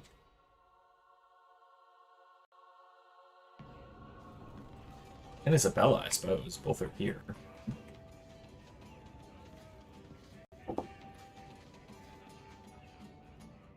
Isabella, my dusky goddess. You have buried yourself in the flesh of my heart like a worm in a red apple. You heartworm, you. Oh, look, my friend is Excuse here. me? Excuse me. That ain't it, buddy. But I haven't gotten to the part where I invite you to feast upon my tender white flesh. That's Kill all him. right. I think I'll manage. Please kill him. Someone kill him. Speaking of romance, you're interested in Meryl, aren't you? Don't. I'm that obvious, am I? Well, that's good. She always seemed a little lonely. I get the feeling the girl's messing in something big and dangerous. Look out for her, will you? Make sure she doesn't hurt herself. Oh. Oh, She's and scared. if you do anything nasty to her, I'll cut off your balls. Oh. I mean, that sounds fair. Why would I ever do anything nasty to Meryl? Eddie's not here to stand for Meryl, so I guess we gotta have Isabella doing it for him. I found this amazing hat shop in Lowtown. Ooh. Speaking of Eddie, his character needs to find that nice hat, and by that I mean Arthur needs to find him that nice hat. And then Hawke tore the door clean off its hinges, walked into the room, and... I guess we'll finish this later. Have you got a minute, Varric? Of course, Hawke. Actually, I've been meaning to talk to you. There definitely seems to be something between you and Daisy these days. Hey, you noticed too. So, what's going on, Hawke?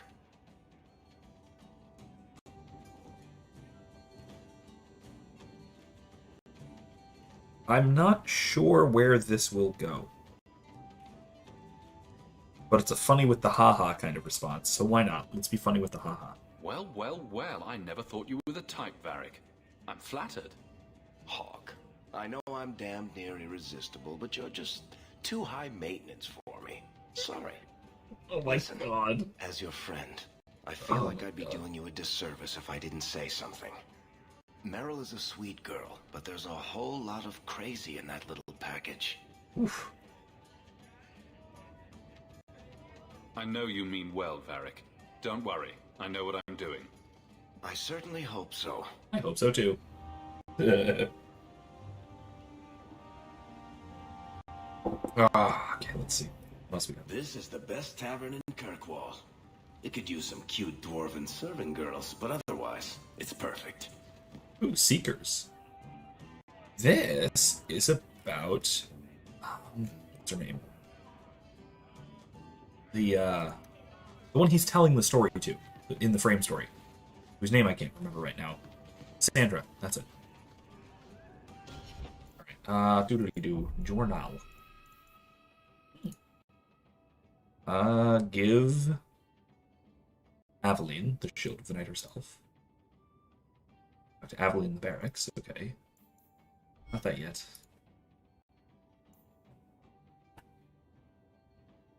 Forbidden knowledge. Working on it. Assassin in Lowtown was killed instead of helped. Okay, so there's more in Darktown and... Alright, I'll eventually... So let's do these two. Let's meet Aveline at the barracks. And then go back to the mansion.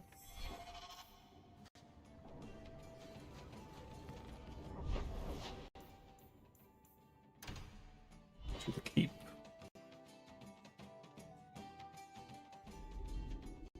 Haven't you still with us, or is it getting to be about that time again?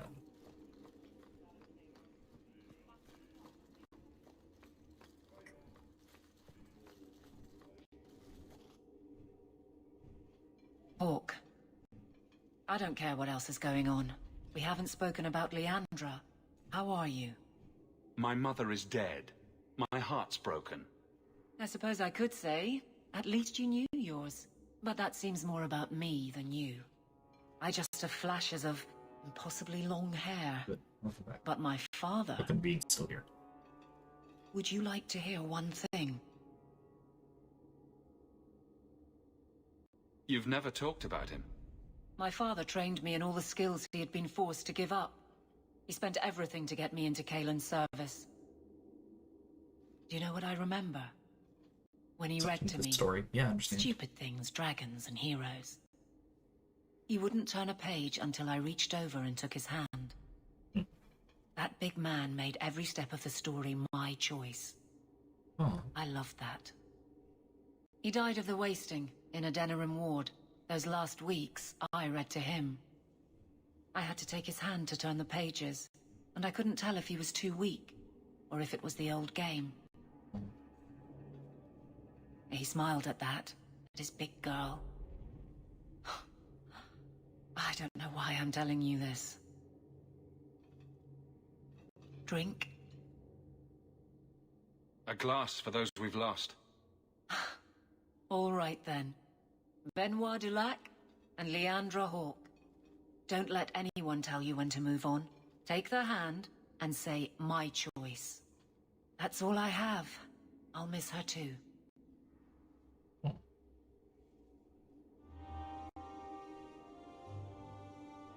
I gotta say, for all the crap that Dragon Age 2 gets from, like, the entire Dragon Age fandom, like, everyone gives Dragon Age 2 crap. It has some of the best story writing BioWare's ever put together. Like, this is, I would say this is close to being on par with, like, KOTOR. And, like, of the Mass Effect trilogy, the story writing is probably the best in 3. Which is weird to say, because that ending a lot of people didn't like. But I still love the storytelling in 3. But honestly, this is just so well done. This is unbelievably well done. I don't know what more to say. It's just, I get why you're getting totally sucked into it, just because, I mean, too, you know? I have something for you. It's phenomenal. Do you now? A shield? Oh, and born by the one true Sir Aveline. Lovely. Thank you. I'm sorry. I don't see where I went wrong. I had a shield. It belonged to Wesley. It was difficult to let it go, but I did so. Utility over sentiment, right? We sold it, didn't we? You're taking this a bit seriously. If you didn't think this would upset me, what was your intent? It's not enough to want you to be happy? Happy is for fools. Okay. It's not the shield, is it? No, and it's not Wesley. You've got me doing a lot of things. Some I don't agree with. Some I'm surprised I do. I'm not sure where I'm going as it is. Replacing what I was with this... I mean, who is Sir Aveline to me?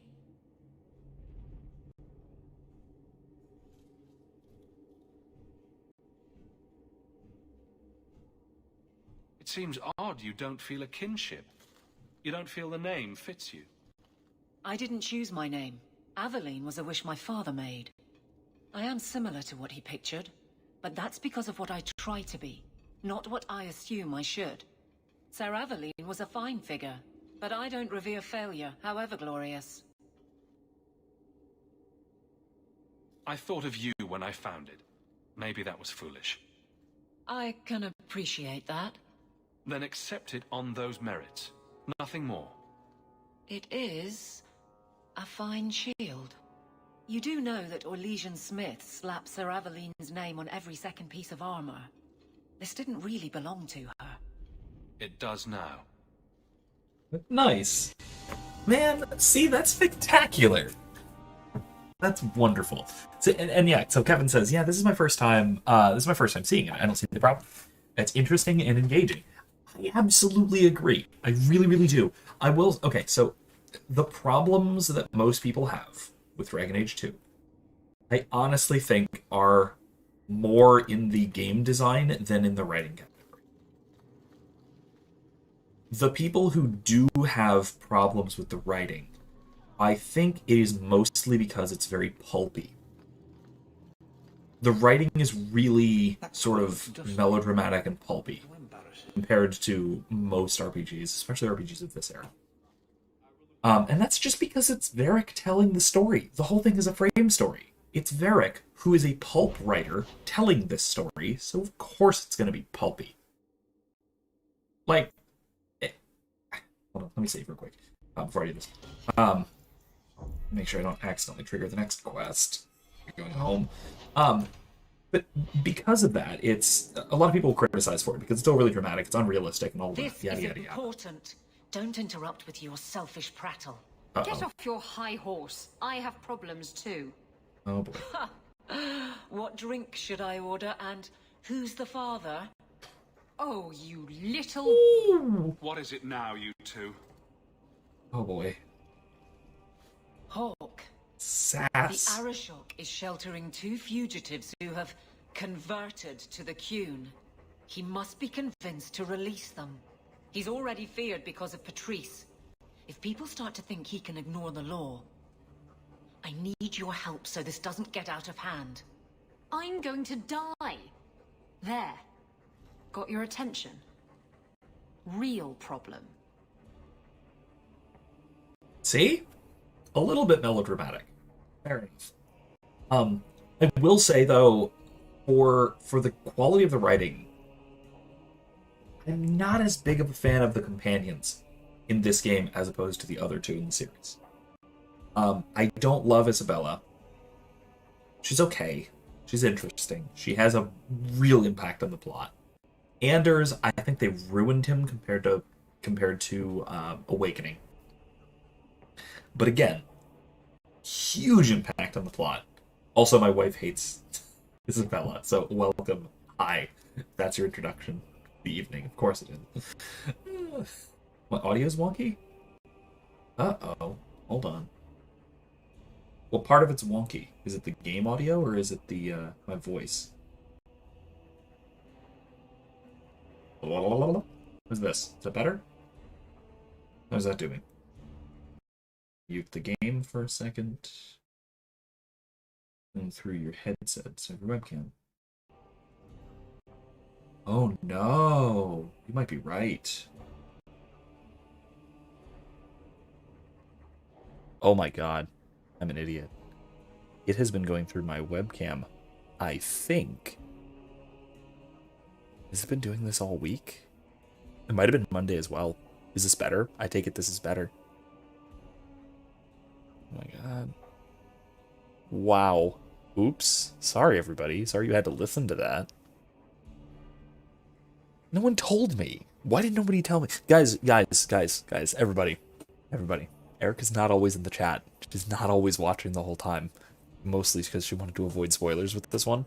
So if you notice something's wonky with the stream, definitely let me know that something is off. Definitely let me know that something's off, because that was off. Oh man, that's awful. I'm so sorry. Anyway. Right. So what I was saying about Dragon Age 2. I don't love most of the companions. Oh, yeah, no, Kevin, if something's weird, if something's odd and abnormal, tell me, because it might be...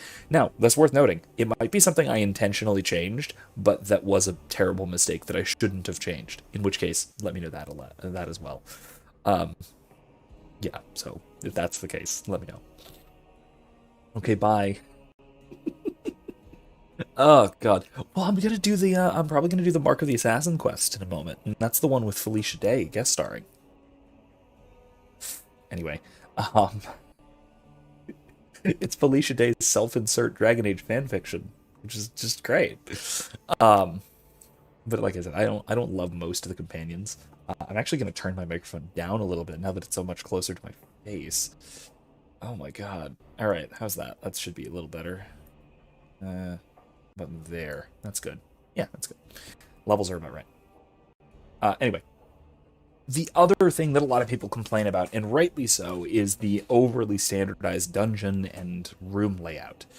Because the dungeons and the rooms and everything in the game were on such a short development cycle, it uses the same standard mansion, dungeon, basement, forest. Not even, wait, no. Coast. Not forest, coast. And that's it. There are 4 levels. There are 4 level designs. Aside from very specific locations. It's mostly just very, very default looking.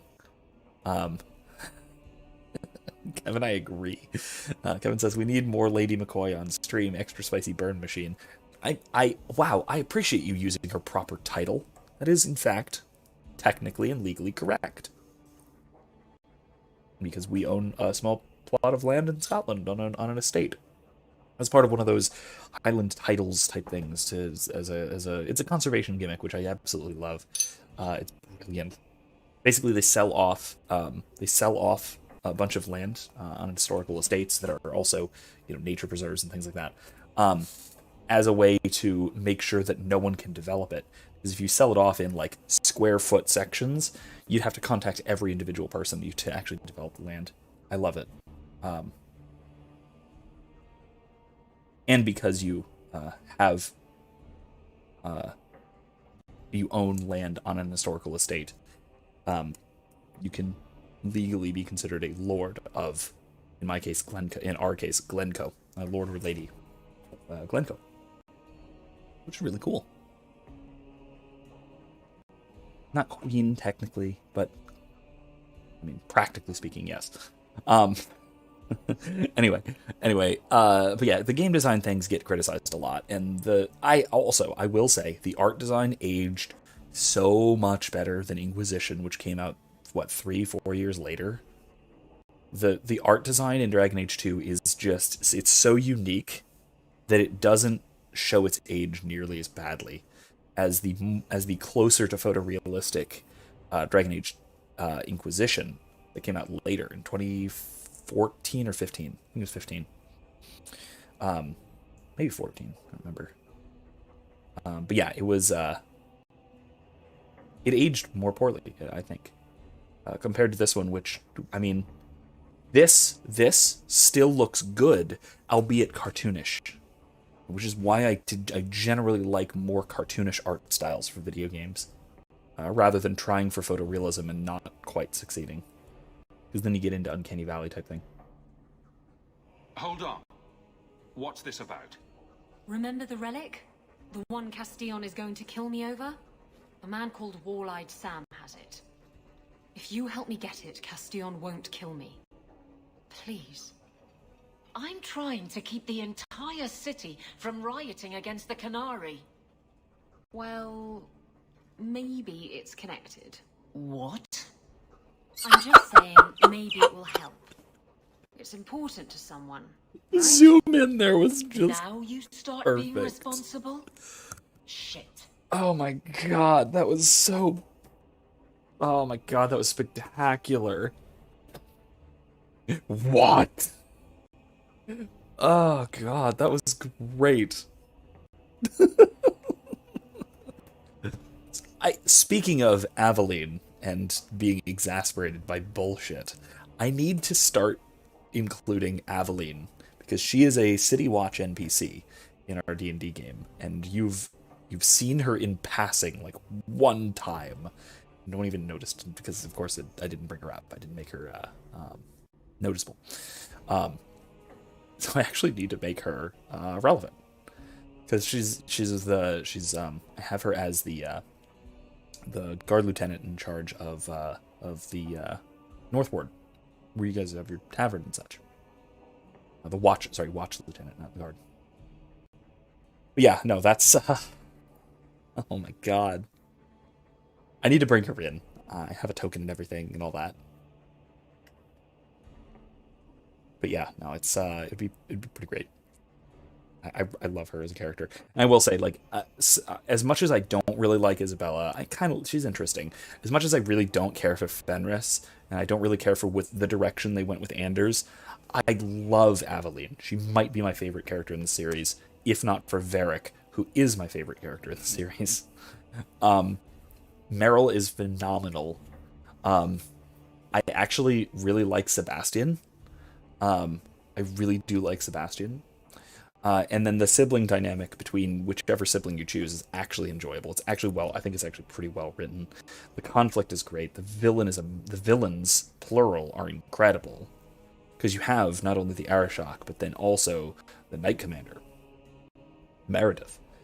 And, oh God, the Arishok is one of the best and most intimidating villains BioWare's ever done. Phenomenal. Anyway, yeah, I just love Dragon Age 2. It might be my favorite in the series. And that is like the most controversial take I have ever made, and I'm an anarcho-capitalist. Like, I am a doctrinaire Catholic and an NCAP, and Dragon Age 2 is my favorite of the series. Might be the hottest take I have ever laid down on this stream. Isn't it odd that someone would run to the Qunari?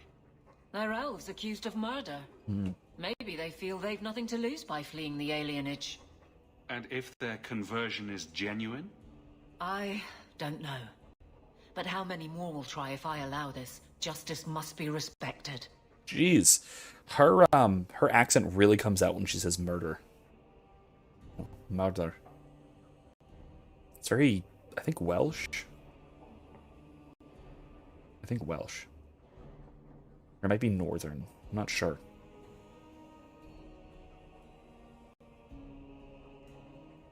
Wait, war? What? War?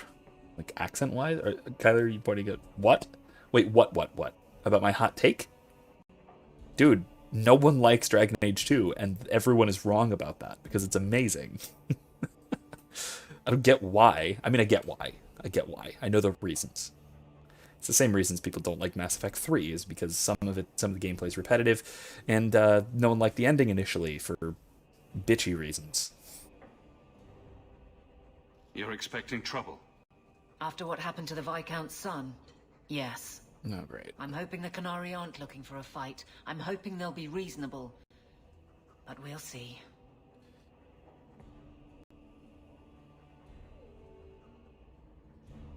Why has this come up so suddenly, Isabella? Sam's been talking to black market dealers all over Lowtown. It didn't take me long to get wind of it. What frustrates me is that he's held onto the relic so long. Who was involved in this exchange? Tevinter mages. Oh, great. I doubt they'll look kindly on us interrupting. Bring a sword. Or 12. Tell me about Sam. Sam used to run with Martin. Remember him? Martin says Sam's a bit of a magpie, picking up things that don't belong to him. Not a trustworthy sort. When Martin gave up raiding, Sam became a drifter. This seems like an issue for you and your guards. Quite a few of them. I don't know why I'm bouncing back Sending and a full forth. patrol would just increase tension. But you're right. I am the captain. It's my responsibility. But I suspect the Viscount was hoping I would bring this to you. Then he should have come himself. Perhaps. But it's understandable that he's not at his best. I'd like to help him if I can. You're sure this is the relic you're after? I've had my ear to the ground for a while. There was a description of the book. It's the right one. Book? I thought you didn't know what the relic was. Well, I know it's a book. But that's all I know. It's written in a foreign tongue. You're lying. Honestly, what does it matter? Oh my God. It'll save me from Castillon, so I need it.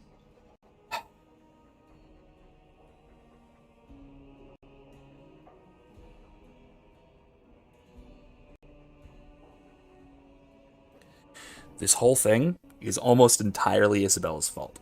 We need to resolve the thing with her first. And by this whole thing, I mean basically all of the events of the game up until this point. Not Leandra's murder. That was not her fault. not Bartrand leaving us in the Tig either. That was also not her fault. But everything about the Qunari, all of this, all that stuff, all of Act 2, Isabella's fault. So let's go resolve it. The relic issue has to be resolved before we take on the Qunari. You trust her this much? Probably not. I wouldn't.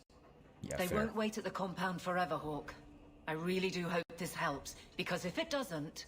I know. You think I like having this thing on my mind? Come on. The exchange Oh is my happening God. tonight in a low-town foundry. Oh my god, Erica, what the hell? Are you sure about this? The champion was asked to go to the Oh Qunari. my god. I suppose you think he planned the entire thing. Considering what it led to. Come on, Seeker. I'm not going to sell Hawke short, but nobody could have foreseen the way that would go down. Or do you still think I'm lying to protect my friend? There are elements of your story that make sense. And you couldn't have known about them otherwise. Well, that's a relief. But that doesn't mean you're telling me everything. I want this story to be told. You're not the first to get it all wrong. I think I owe Hawke that much. Okay. Erica says quartering is too good for her. That's the part that I reacted quite in shock to. Jesus. And then Kevin said, Hawke's gaze is exactly how you look at someone who's lying to your face. Yes, indeed. Kylie says, I was meaning the what? The person who said with the close-up. Oh, right. Yes, of course. Aveline's what? Just love. It's incredible. Okay, so we are approaching the end of Act 2 very, very quickly.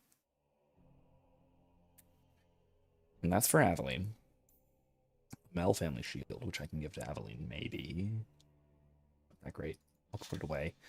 No. There's wave. Fence. It's really good. Alright, so I need...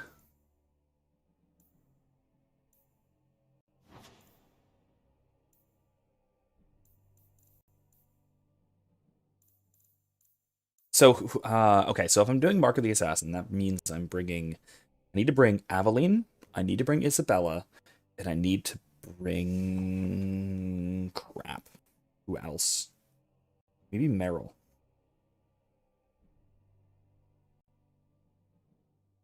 Let's see. Let me look this up, because this is actually important, because certain party members actually have side quests. Mark of the Assassin. Let me look this up. Anyway, but yeah, I need to actually find this out, so hold on, give me a moment. What? Marilyn Carver? What in the world? No. That can't be right. Mark the Assassin.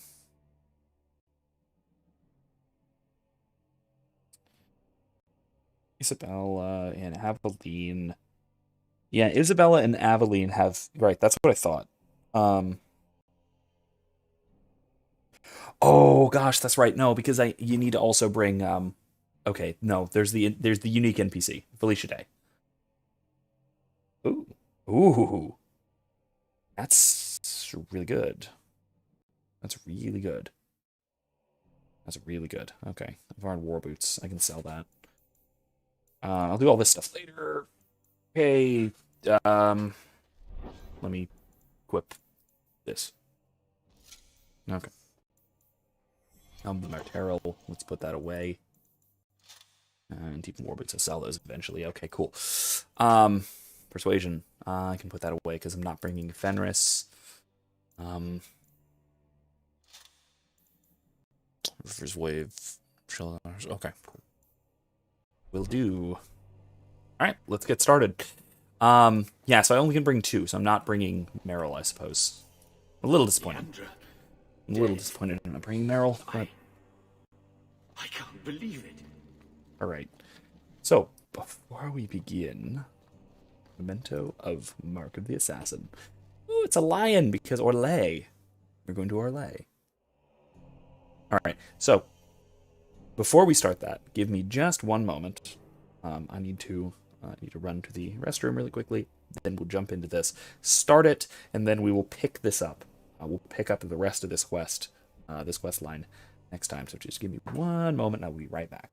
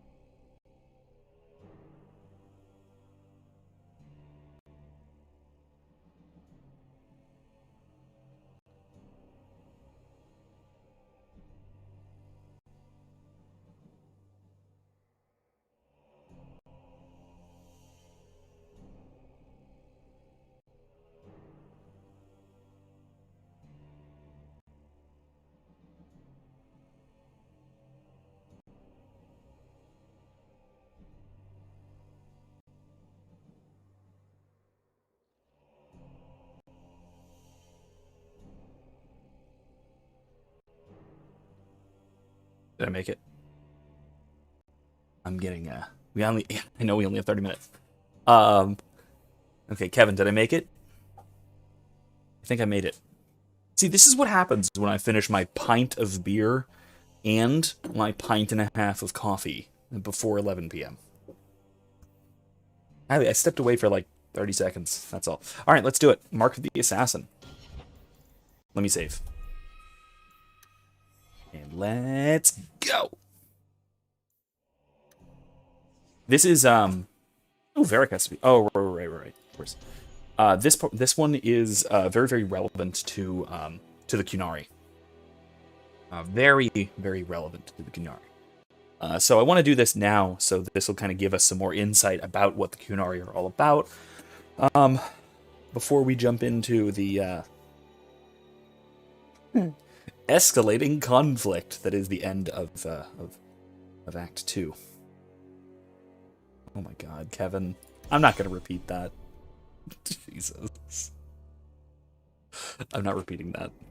You've been wasting my time, Varric. It stops now. Oh boy. Seeker, you wound me.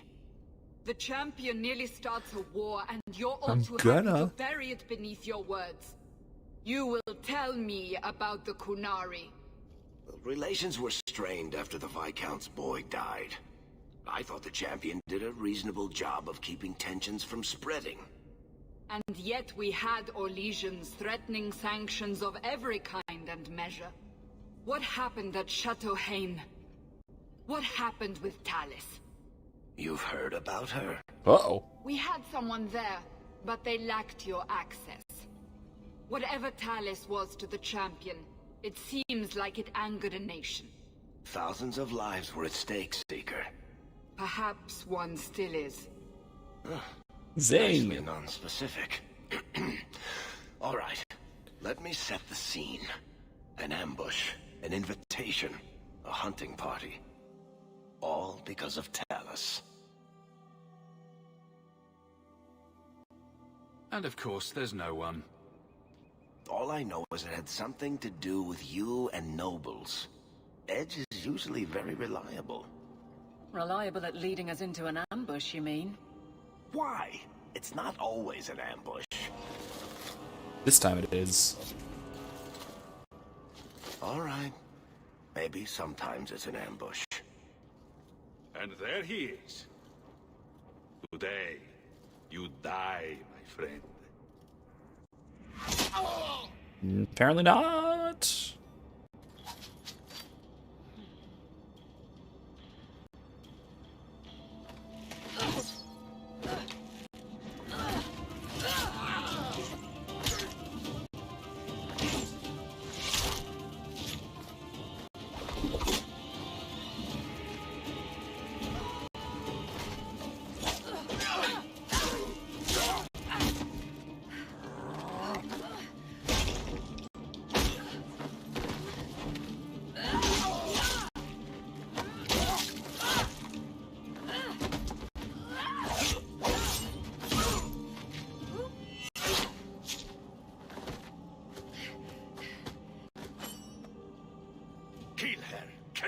then. Well, what are you waiting for? Okay, so, as you can see, this is Felicia Day's self-insert fanfiction of in the Dragon Age universe. That's mean, but also true. Yeah,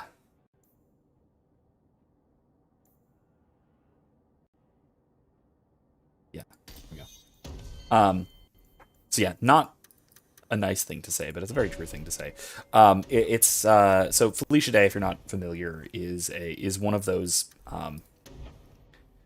big celebrity in very nerd culture. The reason she looks weird, because you're right. Oh my god.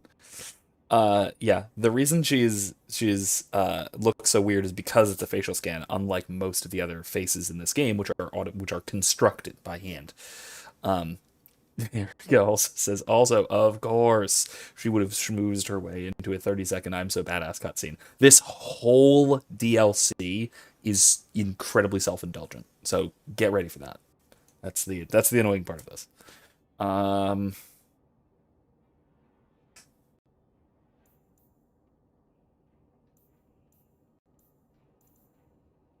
Yeah. Schmooze is a polite term. She probably did get what she probably did to get into this game. I honestly, ordinarily, I would agree with you. However, given who she is and a lot of her oh jeez, can't use that yet? Oh my god. Man. Okay, given who she is and a lot of her connections in the sort of gaming industry and stuff like that, honestly, I just think it's because she's kind of a nerd celebrity, and it was a thing that was a kind of a big deal, I guess.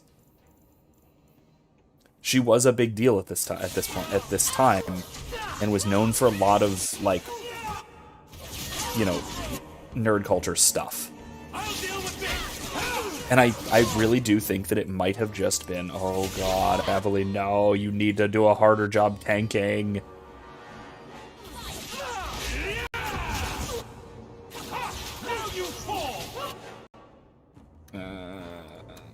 This isn't great.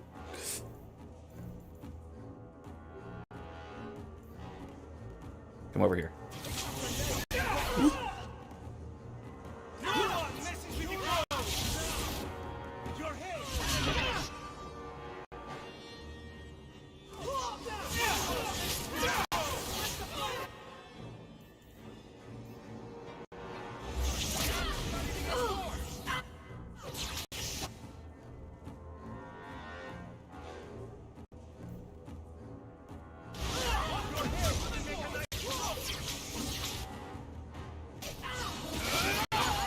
Okay.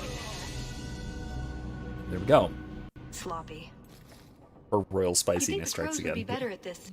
They've been doing it for ages. Don't you dare, Hawke. Yeah, no, I actually do think that it was really just that kind of a... She was in the cultural milieu of this kind of thing, and so BioWare doing its quirky, nerdy thing just was like, hey, you know who's really popular right now? Felicia Day. Let's make her make her own. Let's let her make basically her entire DLC.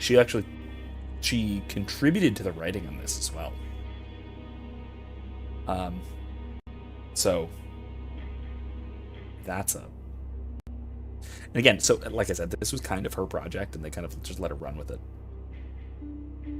So she did actually do, at some point, an officially licensed live-action sort of Dragon Age short film.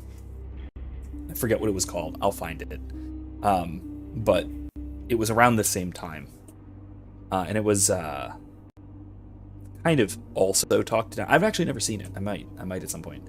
But it's kind of talked down on, if I can find it. It's kind of talked down on a lot for being kind of, again, very self-insert fanfiction type of writing. Were these crows a gift from you? That's generous. Oh, I didn't arrange this, but it's no coincidence I'm here. My name is Talus, and I've been looking for you. Looking for me? Looking for the man who has an invitation to Chateau Haine, to be specific. Oh, that's what Edge was on about. You remember? The Orlesian Duke who bought that ring from the Deep Roads. He sent a letter. Can't have been serious. That would be Duke Prosper de Montfort, member of the Orlesian aristocracy, and a man who hosts a fine salon. Or so I hear. Let me guess. This isn't just a social call. I need to relieve him of something he has no right to possess. And I can't do it alone. You want us to be thieves? Because we never take anything that isn't ours? Well, stealing from Orlesians is never wrong. Or so. This isn't how I was planning to ask you this. God. I was picturing an introduction with less blood. Kevin, I have no fundamental, like, theoretical, principled objections, but still no.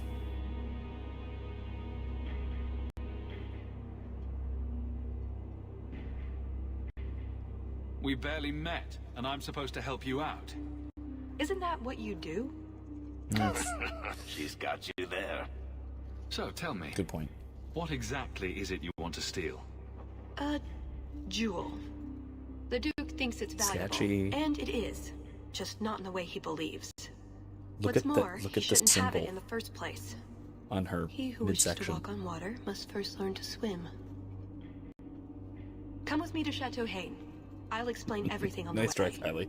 If nothing else, you get fine wine and fancy company. Look at the symbol. I hope you want more than that. Just take a look at that. Don't See if forget that's to loot the bodies. at all Do familiar. I ever? Yes. Renzo. Someone has to clean up what's left of Edge. The squirrely little dwarf made a mess when we questioned him, but we got what we needed. Hawke will be in Hightown Market tonight. Be sure to deliver the best regards of Lord Friedrich's family. Pillage and plunder is half the fun. And also, Edge is dead. Sorry, Varric. Very sorry, Varric.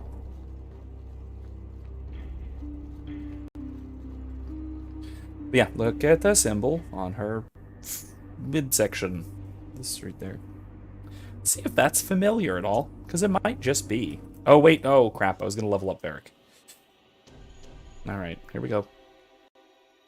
Let's go. The jewel we're after is called the Heart of the Many. Interesting name. Interesting jewel. All I care about is getting it away from the Duke. Here's the problem. The heart is in a vault, behind who knows what kind of traps, protected by a private army of Orlesian chevaliers, all inside a fortress that was designed to be impregnable. And let's not forget, it's on the side of a mountain, in the middle of nowhere, surrounded by monsters.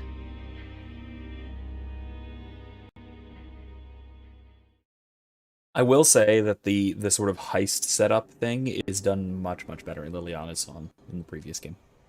For that DLC. And justice, dear Prosper, when is this going to get started? Presently. All right, everyone. You all know the tradition, yes? The first to find and slay a wyvern wins the honors of the evening. And bragging rights, of course. Good luck to you all.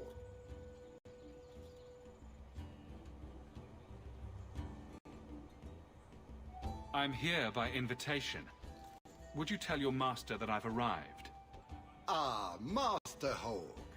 Allow them through. They are my guests. No, I can't do it. I can't fork my beard like that. Please excuse Not long me. enough. Not that I want to. A polite bodyguard is a contradiction in terms. Also, I am told. A chase-in? Here? Ah, yes. You are Ferelden, aren't you? You would know of his people. I know of Darkspawn too, but I generally don't let them breathe on me. Whoa! No!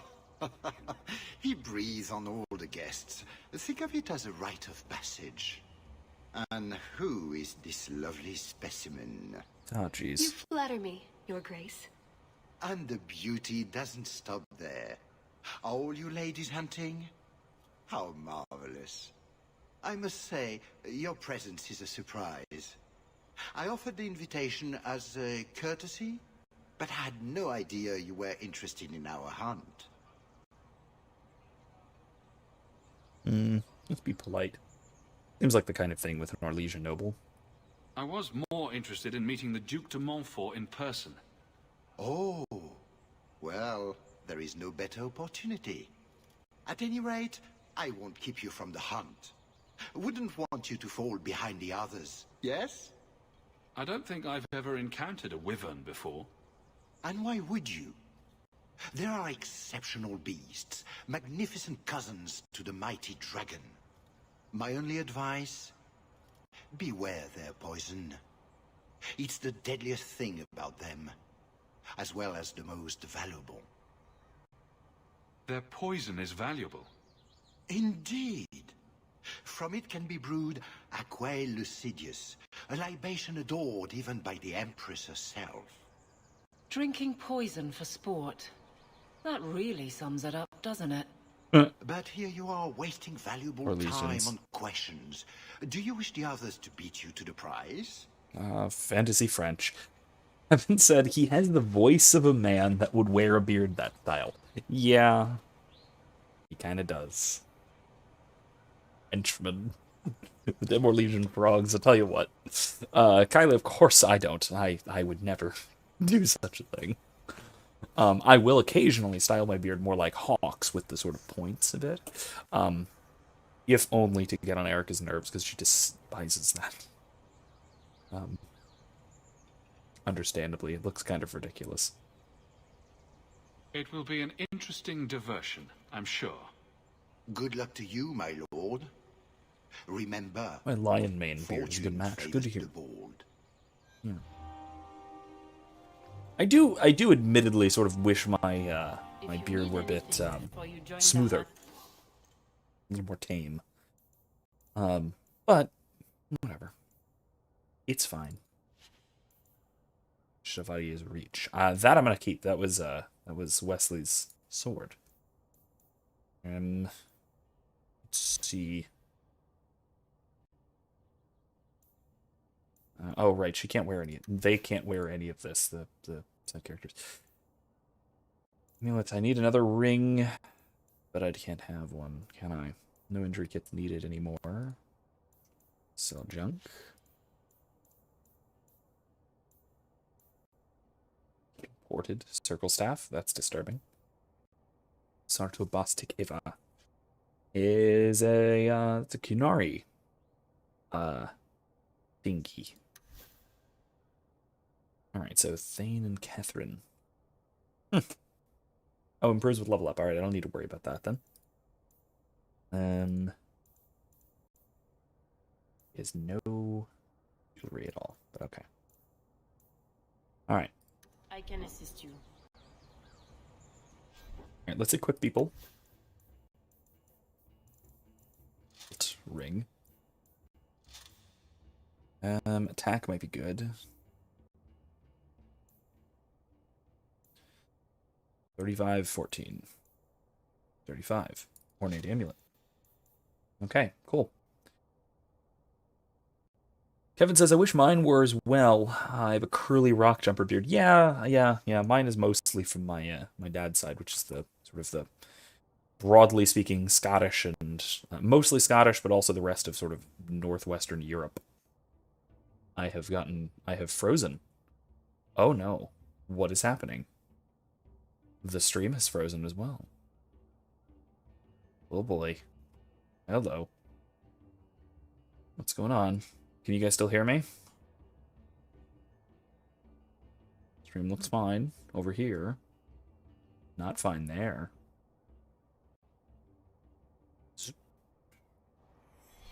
Okay, I'm back. I think. Server connection lost. Uh-oh, what's happening? Oh no. Oh no.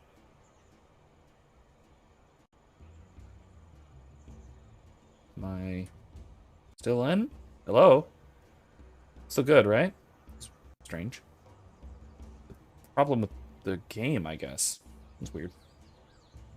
Might be a continuing problem. I don't know what's going on here.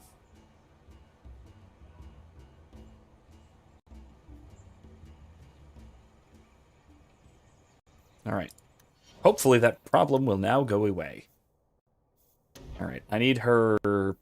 Oh god, she's... Oh, so many ability points to allocate. Oh my god, alright.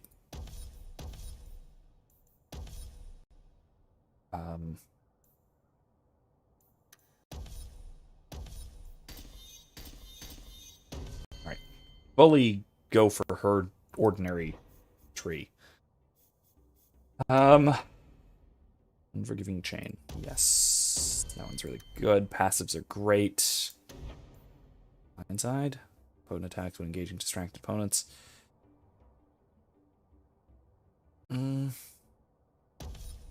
That's a good one.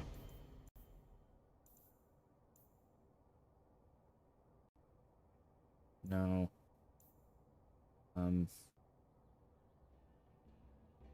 Generate less threat.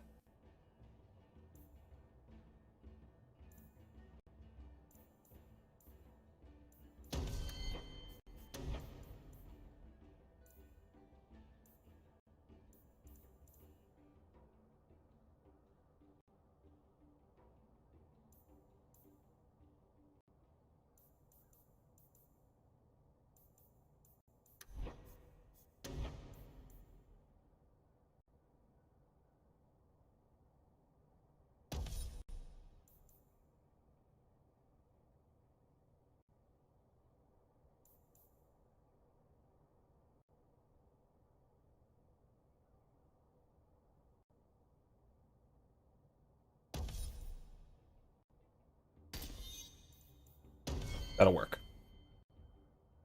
Okay. Alright, it looks like we're good. For the moment. Please return to the other guests. Calm down, buddy. With this guy. What's he up to? You have come a long way to join our Duke, Sirrah. You'll pardon me for saying that you do not seem like a hunter. A word of caution since you are new to this. Wyverns spit venom. Their victims suffer terrible pain before they die. Since people hunt these creatures successfully, I imagine there's a trick to learn. There are many tricks. It is best not to face the beasts head-on. Flank them. Blind them if you can. Death is always the result, then? Depending on exposure, it may take days. But yes, death is always the outcome if the poison isn't treated. If it isn't treated. Okay, well... I have no doubt this will be a challenge, but I'm sure it's a worthy one. May Andraste keep you safe. If you fail to avoid the venom completely, there are treatments. A distillation of herbs, equal parts, Drakevane, Andraste's mantle, and winterberry can counteract the poison. May the Maker's luck grace your hunt. Be safe, Sirrah. Well, okay. I guess that's something that we're going to have to find. Alright, anything else that we're doing before we head... Oh, yes, I wanted to equip Isabella with better weapons. Like the Stitchmaker. Ooh, she doesn't have the dexterity for that one yet. Blade of Red Birth. Ooh.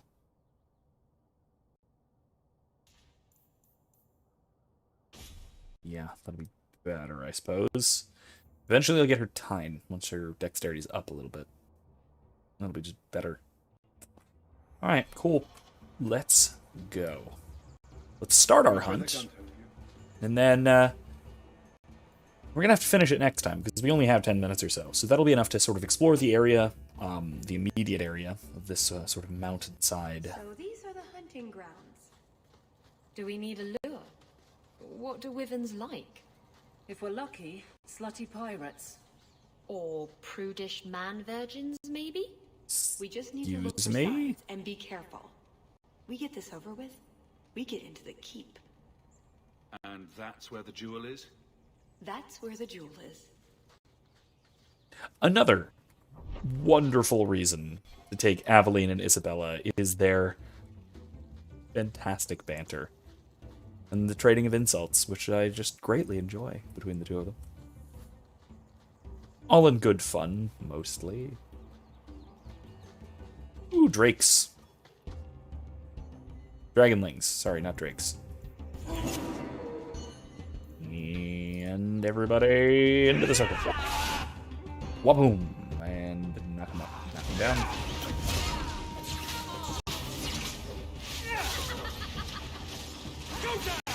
That's pretty cool.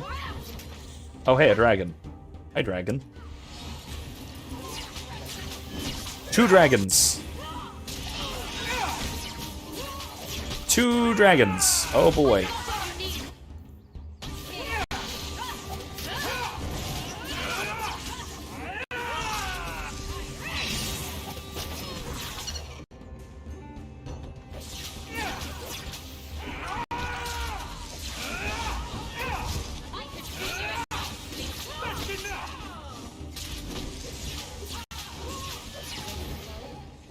Jesus.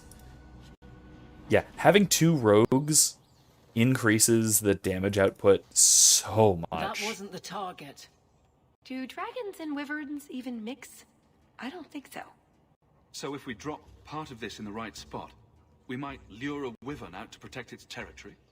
Good thought. Do that. Okay, then. Cool. Bait. Alright, good night, Kylie. Thanks for stopping by. See you next time. We're going to wrap up pretty shortly, I think. Just doing a little bit more wandering about and exploring in the meantime.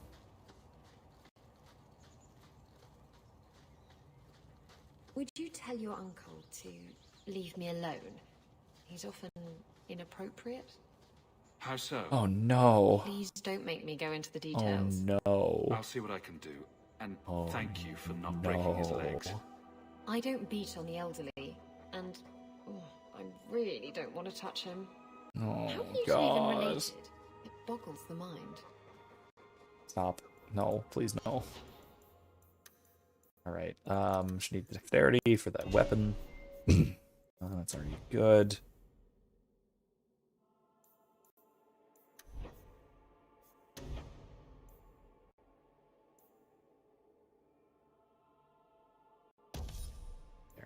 Good. Give her that dagger. Talus. Tine. Stitchmaker.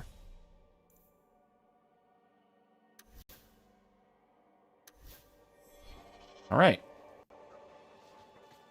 Let's keep wandering about. Oh god. This. That altar is very old and creepy. I wouldn't touch it. Well, I'm gonna. And I'm gonna regret it. Horribly. Next time. Because this fight... Now, I'll just unpause. This fight is one of the most difficult in the entire game. And it's a stupid little optional side quest, but I cannot do this and not do it, and not actually finish this. So we're gonna start with this, and I will say, in the past, this fight has taken a very significant amount of time. Hopefully next time, because we are playing on an easier difficulty, it won't be that bad. So that is what we're going to be starting with next time. So we are going to be picking up here and going into this little boss fight thing with spirits, or demons, realistically, next time. So that'll be next Thursday. We're going to finish up Mark of the Assassin on Thursday as well. So that should be fun. And then I actually don't know if we'll finish it. We should, but I'm not completely sure. We'll see. So that'll be next week. Monday we're back to more of the side quests and more of the area quests in Far Cry 5. Also look forward to a couple of videos that I'm working on planning in the coming week or so, having to do with let's see. With more luck, which is something I've mentioned in some other videos, and then also on degrees of blame and blameworthiness, both of which are I'm putting together again, having to do with some of the things that we're discussing in class. So I do have kind of a time frame on it, and I'd like to get it done this week or so. So expect those coming soon. Anyway, thank you all for joining me, and I hope you all have a wonderful evening, and I will see you next time. Good night.